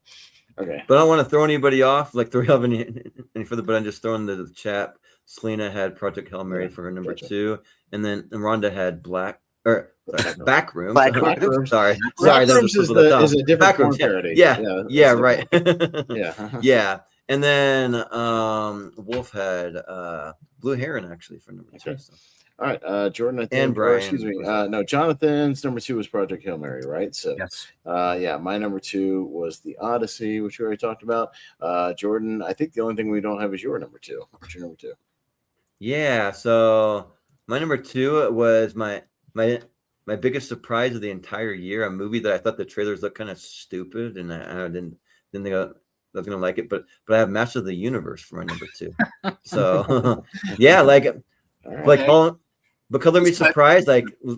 Like I was just so shocked how much that I love this, because as a kid I grew up like not really like loving Master of the Universe as my number 1 thing, but I definitely like loved the series, and I've read a few comic books. I definitely had some of the action figures. I had the Castle Grayskull. I had like all that stuff, and like the trailers to me just looked. I'm like, oh, they're doing a fish out of water thing. That was like the like bad movie with Dolph Lundgren. I'm like, oh, come on, like. But then they like do it, but it actually worked, and like Nicholas like Gulitazine, or I don't know how to say his name, but I probably like butchered it, but like he was great as it, and as He-Man. Like I just thought that he was really, really good. And then also like Jared Leto as Skeletor pretty much disappeared into that character. Like I didn't even see him whatsoever. And like the action scenes worked. It had heart. It had humor. It like Idris Elba being the Man at Arms. I thought that was cool. They even had like so many characters that like just disappeared. Like Morena Baccarin was like a sorceress in there. Like she was really good. James Purefoy shows up as like one of the like side kind of henchman kind of guys in there, and like yeah, like it just worked on like so many levels. Even had Battle Cat in there, and I forget what they actually called the and in the movie they call it Cringer, yeah, and you see that like that like he just starts out as like that tiger, but then he uses the sort of power to grow bigger, change color, to have some armor on, and all that stuff.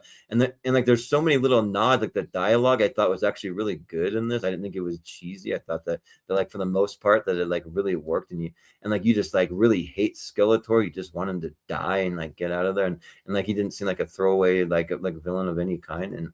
And like I just like had so much fun. I just thought that like, but when I went to go see it too, like I sometimes like do this thing where like I was the only person in the theater, so I'm like, well, like I'm gonna like check some things on my phone. I did that for like a few minutes, and all of a sudden I'm like, I just put my phone down and turned it off. I'm like, I'm locked in. This is like great, and like just like so much fun. But the sad thing is this movie bombed in the theaters, so we're not gonna get a sequel, which they do tease if you like wait all the way to the end credit scene. They do have another character in there that's from the series that they tease, and I just don't think they're going to do it because it just didn't make enough money. It bombed for its own. That's their own fault for making the film budget like what, like freaking like how much? $170 million. Yeah. So yeah, just kind of then like that was their own fault, and I think the marketing was just off. The marketing didn't really sell this thing. It was very bad. Yeah. So yeah, but the biggest surprise of the year for me though. So Okay.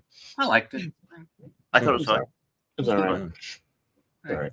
Y'all are a little high, but yeah, it's good. yeah. Yeah. Yeah. All right. Richie. Also, I'm a comic book guy, and it felt like kind of a comic book adjacent. So. Yeah. Richie, what's your number one? Obsession. Okay, so we're Right, talking about finally Obsession. talking about it. All right, so it is on Richie's list. It is it on Malcolm's list? Yes. Yes. Yeah, he hasn't. I think it was his double wide. He hasn't revealed it yet. Yeah, it's my number one. Yeah. Okay, cool. So I just want to go around and check. It's on Jonathan's list at 3. It's my number 3, and It's not on my list, Jordan's list. Okay. but Jordan. But I'm going to see it again and like knowing what I'm getting myself into more this time. So all right. It'll probably go up. All right, but kick us off, Richie. Yeah, no, this is. I mean, I heard hype around the before it came out because it was like a big hit at one of the film festivals. South by Southwest, it was a big hit for sure. Yeah. People brag about it. I'm like, oh, okay. Yeah. And then people, keep just hearing buzz, and I'm like, wow, that's I mean, like, that hits you for 6, just like, just out of the gate, just like, that's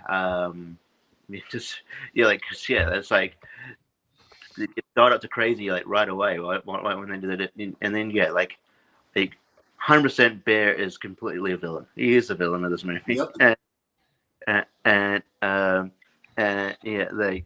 But like just the crazy shit it just evolves into. You're like, holy hell! And just like it's just a huge accomplishment for Curry Baker. Great year for like YouTubers. It was. Say it was all about Iron Lung, but it made money. It's it's a fantastic film, and just shot well, just very eerie. I think that is it Indy never ready. She should get. I'm hoping if Oscars are coming around to horror movies, she should get a best supporting nom at least, and she's got to be in that conversation. She has to say because she is so. That was a star-making performance. It's like she's absolutely incredible in this. Everyone else is good, and it's just a fantastic film, and it makes you feel uneasy, but like the sort of the makes you feel uneasy, but like you don't forget this film, and then it's fantastic. So that's why it's my number one, because it stayed with me, so But and Curry Baker, he's like tapped to do a Texas Chainsaw movie, which will be cool.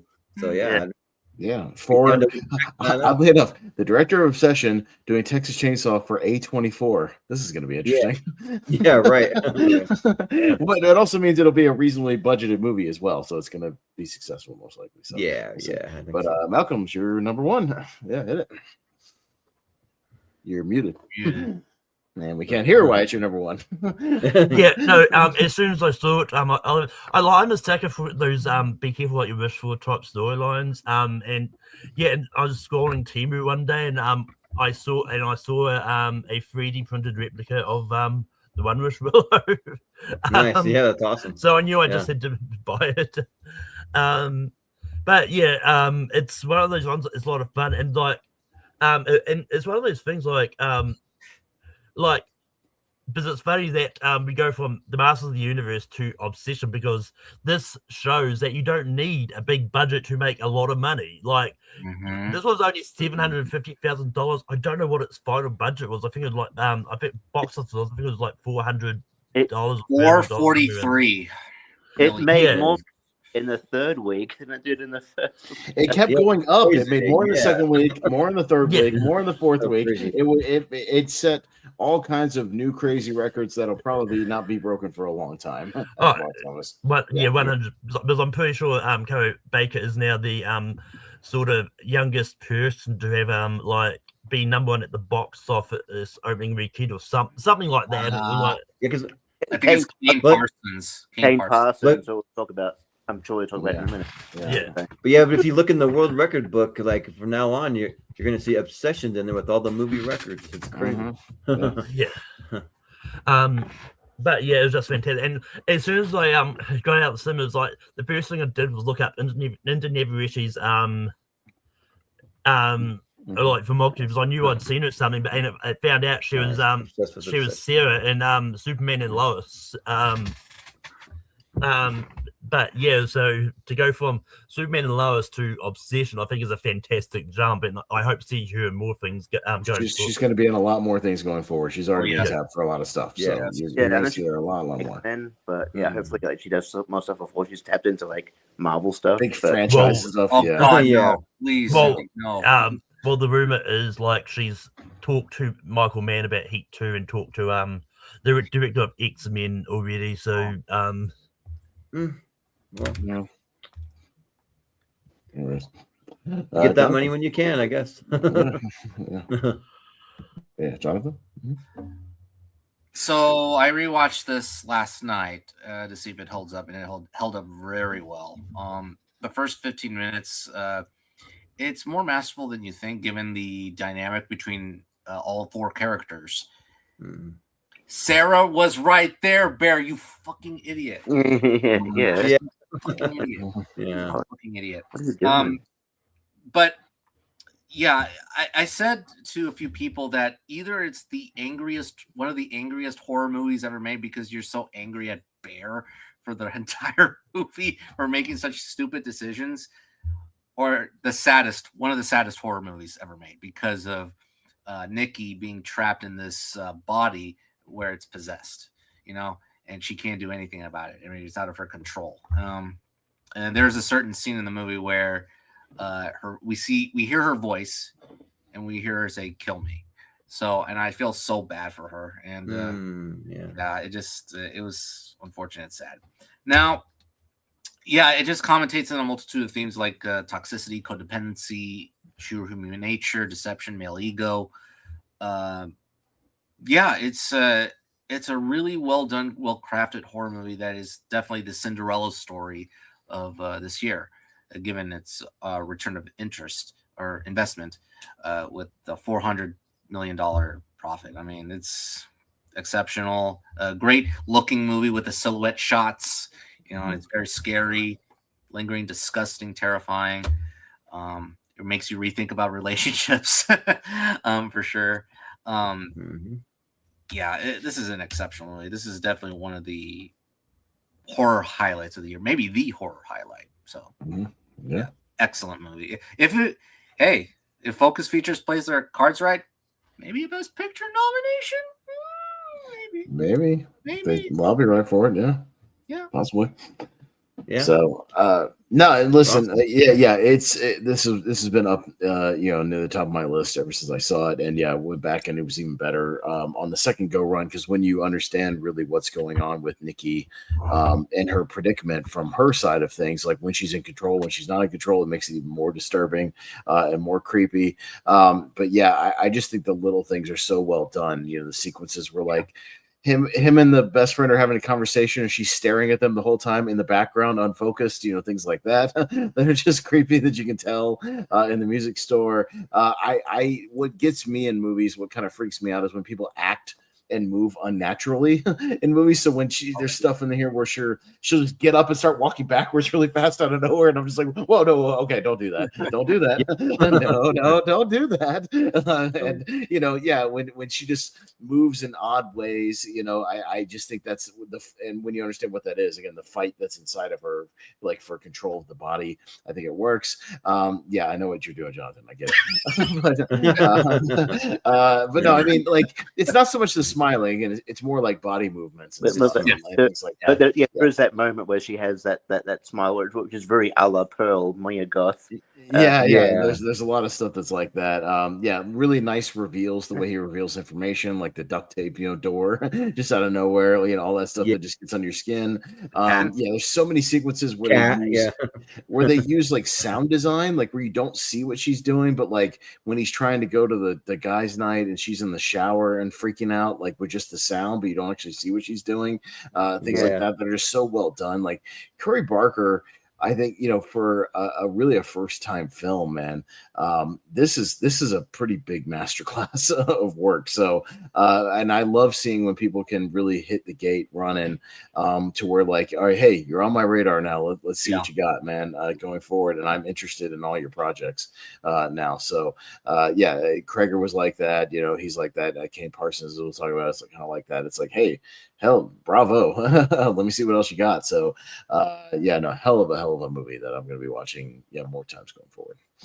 So but for someone who didn't have it on my like top list, like, so I've probably experienced about 60% of like what went on in this movie from different relationships. I've had some bad ones, and so like this is how much like literally affected me. That's why I want to watch it one more time. But like I literally went out to my car after the movie because I just saw it by myself, and I screamed like bloody murder in my car, and I was like, what is this fucking movie? They call this fucking entertainment. This is fucking insane. I'm just like just pissed off because I'm like it triggered all this stuff that just like came out of me, and I'm like oh my gosh, like it's bringing up every horrible like relationship situation I've ever been in my life. So like, I mean, they're doing a good job. I mean, for like what they're doing, they're achieving it. So that means the movie affected you emotionally. And you weren't bored and just sitting there. Like but again, now that you're in it, I would give it a rewatch. Now that you know what's in it, and you kind of know what. That was just one night I let it affect me, and then I'm just moving on. So. So all right, well, let's keep it moving there. So Malcolm had Obsession at his number one. Jonathan had Odyssey at his number one, so we've already talked about the Odyssey. So we get to my number one, which is another one we haven't talked about yet. My number one is Backrooms. Okay. So I guess who has it all on the list? Malcolm has it on his list. Richie's got it on his list. In my honorable mentions, so it's not quite. I wish I put it on the list. I really like it too. Yeah, dude, I'm telling you. So when we talk about like movie experiences, and a lot of the ones that I have, on the top of my list were just great movie experiences. And one where I like to put a lot of these movies up near the top that are really big surprises for me. And one that I knew vaguely of this Backrooms concept, that it was kind of this online thing, didn't know much about it, that it was like this endless series of rooms, blah, blah. I was like, okay, well, I'm interested. I like a good horror movie, whatever. And I went into this movie and just had like the best experience I've had with the movie all year, of just like not knowing where it was going, having when he's just exploring these back rooms, of having this sense of tension and dread of like what's around every corner. Kane Parsons, I think, does a brilliant job of keeping you in suspense, like as he's turning corners, what the hell are we going to see? His use of practical stuff in this movie, the set design is incredible for a movie that's like, and the production design for a movie that costs what, like $8 million. The way they practically put like half chairs in the floor and they have signs hanging out of the ceiling halfway, and like just goofy stuff all over the place, just sideways and upside down. You never know what you're going to see, just again, as you enter each room. And then the way they set up the mythology, I think, like behind the actual back rooms, and what you learn about that, it's all these people's like faded, partial memories and whatnot. And as it gets more twisted in your head, it gets like twisted in the actual back rooms. Has one of my absolute favorite shots of the year, where that descending shot where they're going through the therapist's like old house room, and as it goes down, it gets more and more like jacked up, like more into the floor, and more dull, and like more twisted as it goes down and down and down in the levels. And then, man, that creature, the Clark creature, the pirate creature, and I think that was all real as well. Yeah. Is like something when they did that in this movie, and I know not everybody's gonna agree, but that was like pure nightmare fuel for me. Like that's like some nightmare fuel shit that really got to me because again he moves. Kind of stuff I see in my dreams sometimes. That's what I mean, and it's weird. And he's like keeps chasing you through all the rooms, no matter what you do, and like it's a really well done chase sequence. I love body horror. They have body horror in here with the creatures or the other people that he encounters, throughout the movie that have twisted faces and all this, crazy shit. So it scratches a body horror itch. It scratches a practical, effects and a set designs itch. It scratched a found footage itch because this movie has like really well done found footage, both in the opening and in that middle sequence where Clark's running around, getting lost in the back room and getting chased. That I loved that sequence as well, where I was just on the edge of my seat on pins and needles.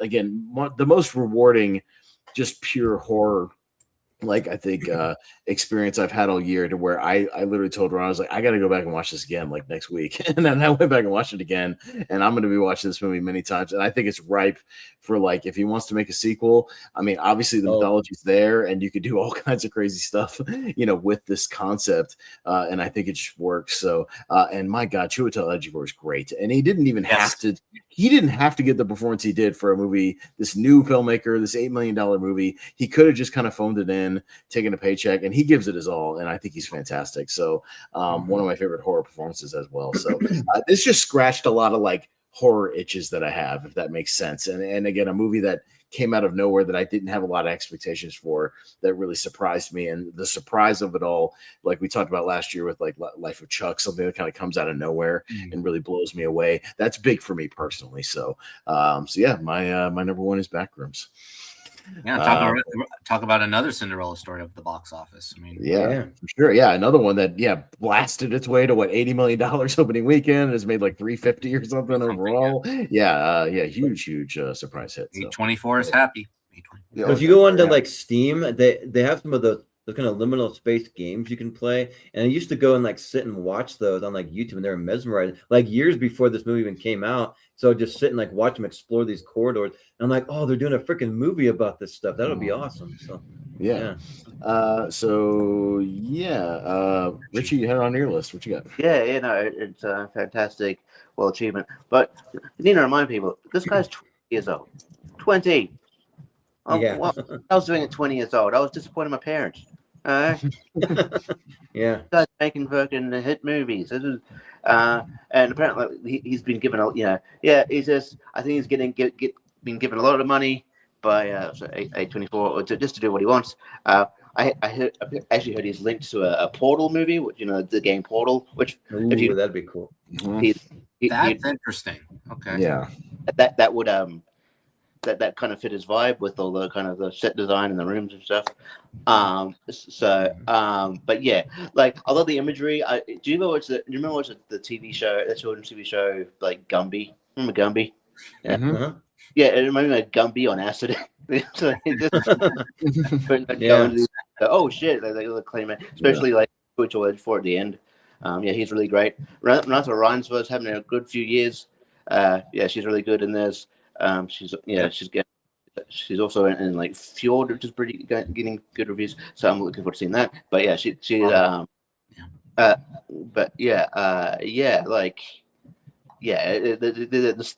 this should get nominated, or at least even win set design. This should win set design. If they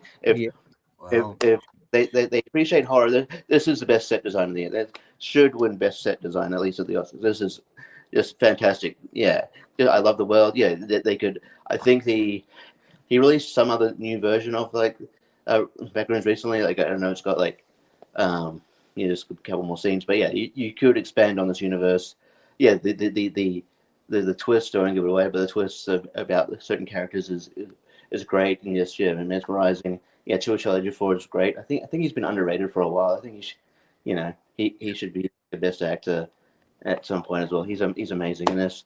Yeah, it's a fantastic. It's a great year for like just young budding directors. Yeah, like that scene when he like goes up and like, these characters aren't even real, and he's like cutting off part of their their face or cutting like their hair off, and like they're not You even can eat real. them too. You can eat them. Yeah, you can eat Yeah, them. I was like, Yeah. that is some like David Lynch shit right there. That's Yeah, David I know. I Lynch. was like, Lynch. yeah. Yeah, I was like, yeah, dude.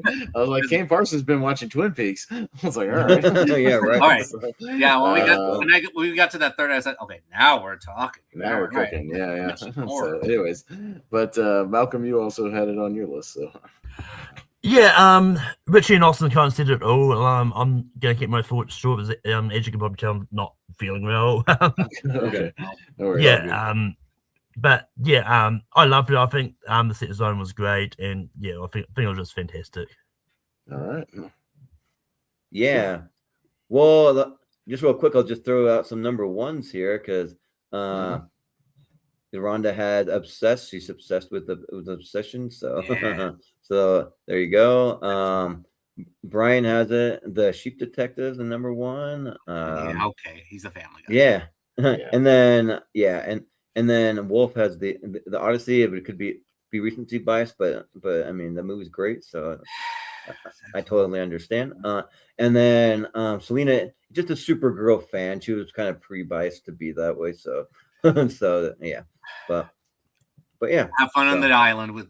Have fun. Okay. With me, she goes island with me, and we'll watch. I know it. that's what that point. Have fun. Yeah. Well, they need your views on HBO Max when it drops, and because boy did that movie tank at the box office! Holy cow! Yeah, they need to Yeah, I know. It's sad. They need to recoup some money somewhere because this is in trouble. But we'll see. Which I don't know what James Gunn universe is going to do going forward. I don't know. I don't see Clayface making a ton of money because nobody knows what the fuck Clayface is unless you like watch the animated series. You know what I mean? But who knows? Maybe it gets good word of mouth. We'll see. But whatever. I heard recently that Zack Snyder wants to do a Dark, like some kind of Batman. The Dark Knight Returns. Yeah. Dark Knight Returns. Yeah, that one. Yeah. So I don't know if we'll ever get that, but he wants to. But anyways, yeah, we've gone pretty long tonight. Let's wrap up the thing. So can we have Malcolm go first so he can get out of here? No, I got you. We're just gonna do the Malcolm. Why don't you recap your top 12 and then hit your plugs and you can get out of here, man. So do your thing. Yeah, my top 12. Number 12 is Tuna. Number 11 is Backrooms. Number 10 is They Will Kill You. Number 9 is Over Your Dead Body. Number 8 is Caroline. Number 7 is Toy Story 5. Number 6 is Remarkably Bright Creatures. Number 5 is Really Not 2. Number 4 is The Odyssey. Number 3 is The Sheep Detectives. Number 2 is Project Hail Mary. And number 1 is Obsession. I forgot to add Obsession. And at this point, you know where you can find me. I'm on Take Free Productions. Yeah, Take Free Productions. I'm going to rank them every week. Next week, we're ranking Sam Neill movies. Anonymous Passing. I know a lot of people were really hoping for DComs, but I don't think even if I had Sam Neill on the poll would have won anyway. Yeah. And you can find me on my own personal channel, Mouth Media, hosting Spear from the Past, and I'll pop up here and there on the Movie Hero Network. All right. But yeah, but from your recommendation, I'll probably go watch Carolina, and Remarkably Bright Creatures. I haven't seen them, so yeah. All right. Cool. Well, thanks, Malcolm. I know you're not feeling good, man. Get out of here. Get some rest. Do your thing. Yeah. Appreciate you hanging around. Richie, you want to run down your top 12 and your plugs after that? So go ahead. Yeah.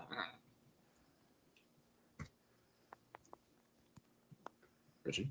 12, Primate, 11. Yeah, right. Did we lose you, Richie? Richie? No? Richie, hello. Can you hear us? Richie, are you there? You're moving around. Hello, are you here? Whoa. So we got mute.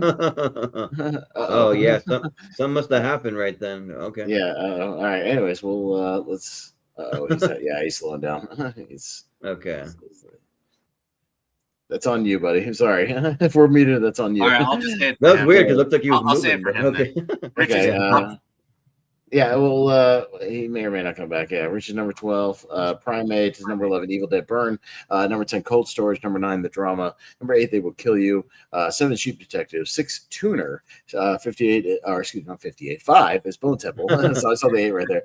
Number 4 is Backrooms. 3. Project Hail Mary. 2. Odyssey. And 1. Obsession. It'll be. Hey, funny enough, we got some stuff when we get to O's on the tier ranker. We got some ones from this year. Obsession. Yeah. There might be heavy hitters when we to get there. So, all right. Jonathan, why don't you run down your top 12 and hit your plugs right after that? What you got? Certainly. My top 12 are so far Remarkably Bright Creatures at number 12. Number 11 is God Is. Number 10, The Sheep Detectives. Number 9, The Drama. Number 8, 20 Years Later, The Bone Temple. Number 7, Carolina Caroline. Number 6, Tuner. Number 5, Blue Heron. Number 4, The Invite. Number 3, Obsession. Number 2, Project Hail Mary. And number 1, The Odyssey. I don't know. I forgot to add your Odyssey, but yes, number 1 is The Odyssey, of course, if you didn't know already. Yes. Yeah. Thanks for having me. You can find me on the social media platforms on Twitter, Instagram, Letterboxd, Blue Sky, and Threads at different variations. Caro, Instagram, I'm doing a new tournament, the movies with Day or Night in the title in honor of Spider-Man Brand New Day, and also One Night Only coming out. So movies with Day or Night in the title. There's a lot of movies with those with that. Yeah, right. We ran down your top 12 for you because we were trying to get it out there, but no. It's just like sometimes on the phone, if someone drops out, then it goes mute. Okay, gotcha. So I couldn't hear shit, but I don't know. I'll just do my plugs in. Need plugs, yeah. Tomorrow I'll be on Flippity with Me too. So that'd be the phone or the horror channel. Speaking of Sam Neill, we on Wheel of Movies, we in honor of Sam Neill, we're doing Event Horizon, and I believe Malcolm, hopefully he'll be okay to join us because he wants to join. He wanted to chime in on that, so he might be joining us for that. And Lonely Marks, just running down. AEW show, Retribution, and Redemption. Richie, you're a wrestling fan. Solution, one of those, and they don't. Redemption, and then looking ahead to also SummerSlam and what they got going on as well. So check that out. All good. Anyway, and look, I hope you enjoyed my top 12. I'm gonna head out of here as well because I've got a couple things to do. But cool. Yeah. Sounds good. Thanks, Richie, for coming. Sure. All right, cool. Awesome. Yeah. They're dropping like flies. Okay. Yeah, so Caro with social media platforms. You already know what I'm doing. And Instagram. Movie Hero Network, I'll be back here on Tuesday. For Zach's. Yeah. After the one. Let's just say there's one movie on that list that hurts me after watching The Odyssey. It hurts me. Yeah. Yeah. Are you on the you're not on the tier ranker with us on Friday, are you? For Eyes? No. I don't think so. I think you decided to just sit out. I asked initially, but Jordan said that Malcolm occupied that space. Space. Gotcha. Maybe. Well, maybe. If he's sick, though, you actually listed as a backup, so it'll be the first one if we need to. Just let me know as soon as possible. Yeah. All right. But Austin, what do you got going on? Well, my top 12, and then I'll run it down. Is Mortal Kombat 2. My number 11 is Primate. 10 is The Drama. Number 9, The Furious. Number 8, Evil Dead Burn. Number 7, Over Your Dead Body. Number 6, Minions and Monsters, and that's not a troll. Number 5, Project Hail Mary. Number 4 is 20 Years Later, The Bone Temple. Number 3 is Obsession. Number 2, The Odyssey. And number 1 is Backrooms. Good year for horror so far. It's always a good year for horror when I have a bunch of them in my top 12 for sure. So good year for horror. And as far as me, over on Here's the Thing with Wolfman, we did our monthly mistake drinking game the other night for Shark Attack 3 Megalodon and got really drunk. We got 6 beers in. That was rough. Ooh, wow. But it's a funny bad movie, so we had a good time. We just did Rank 'em with Malcolm. If you want to hear me helping rank the Evil Dead franchise, we had a good time with that. Wheel of Movies for Event Horizon on Thursday night in honor of Sam Neill, Lonely Marks, just a lot of the same stuff in there. And obviously I'll be here co-hosting all the shenanigans over here. So there you go. Yeah. Well, Good. Oh, I was gonna say that there's not too many, almost anything coming out this week. There's some little minor kind of independent. Another good week for the Odyssey. Odyssey's gonna dominate another weekend because so I was gonna say that I might go see it again, and then Then I might go see Minions and Monsters just for you, Austin. It's one of the only ones I haven't seen. You don't have to. It's just, and I'm saying it will probably won't hurt you if you wait for streaming. I don't know if you need to see it in the theater, but yeah, right. It's one of those things. It'll be streaming soon enough, probably on Peacock. I would imagine. Yeah, but I've literally seen everything else. But, but I mean, if you just want to, go ahead. Yeah.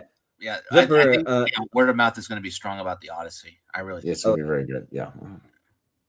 Except for Moana, I won't get into why I'm not seeing that, but I'm avoiding that in theaters. But anyway, once you hit your top 12, Jordan, hit some quick plugs. Don't go too deep because we're 3.5 hours in. But no, for this one, I'm going to make it. Yeah, but once you run down your top 12 and then get your plugs out of the way. Yeah. So my number 12 was Chasing Summer from that's not Sundance. Then my number 11 is Over Your Dead Body. Then my number 10 is another Sundance called Burn. And then number 9 is They Will Kill You. Number 8 is The Odyssey. Number 7 is Send Help.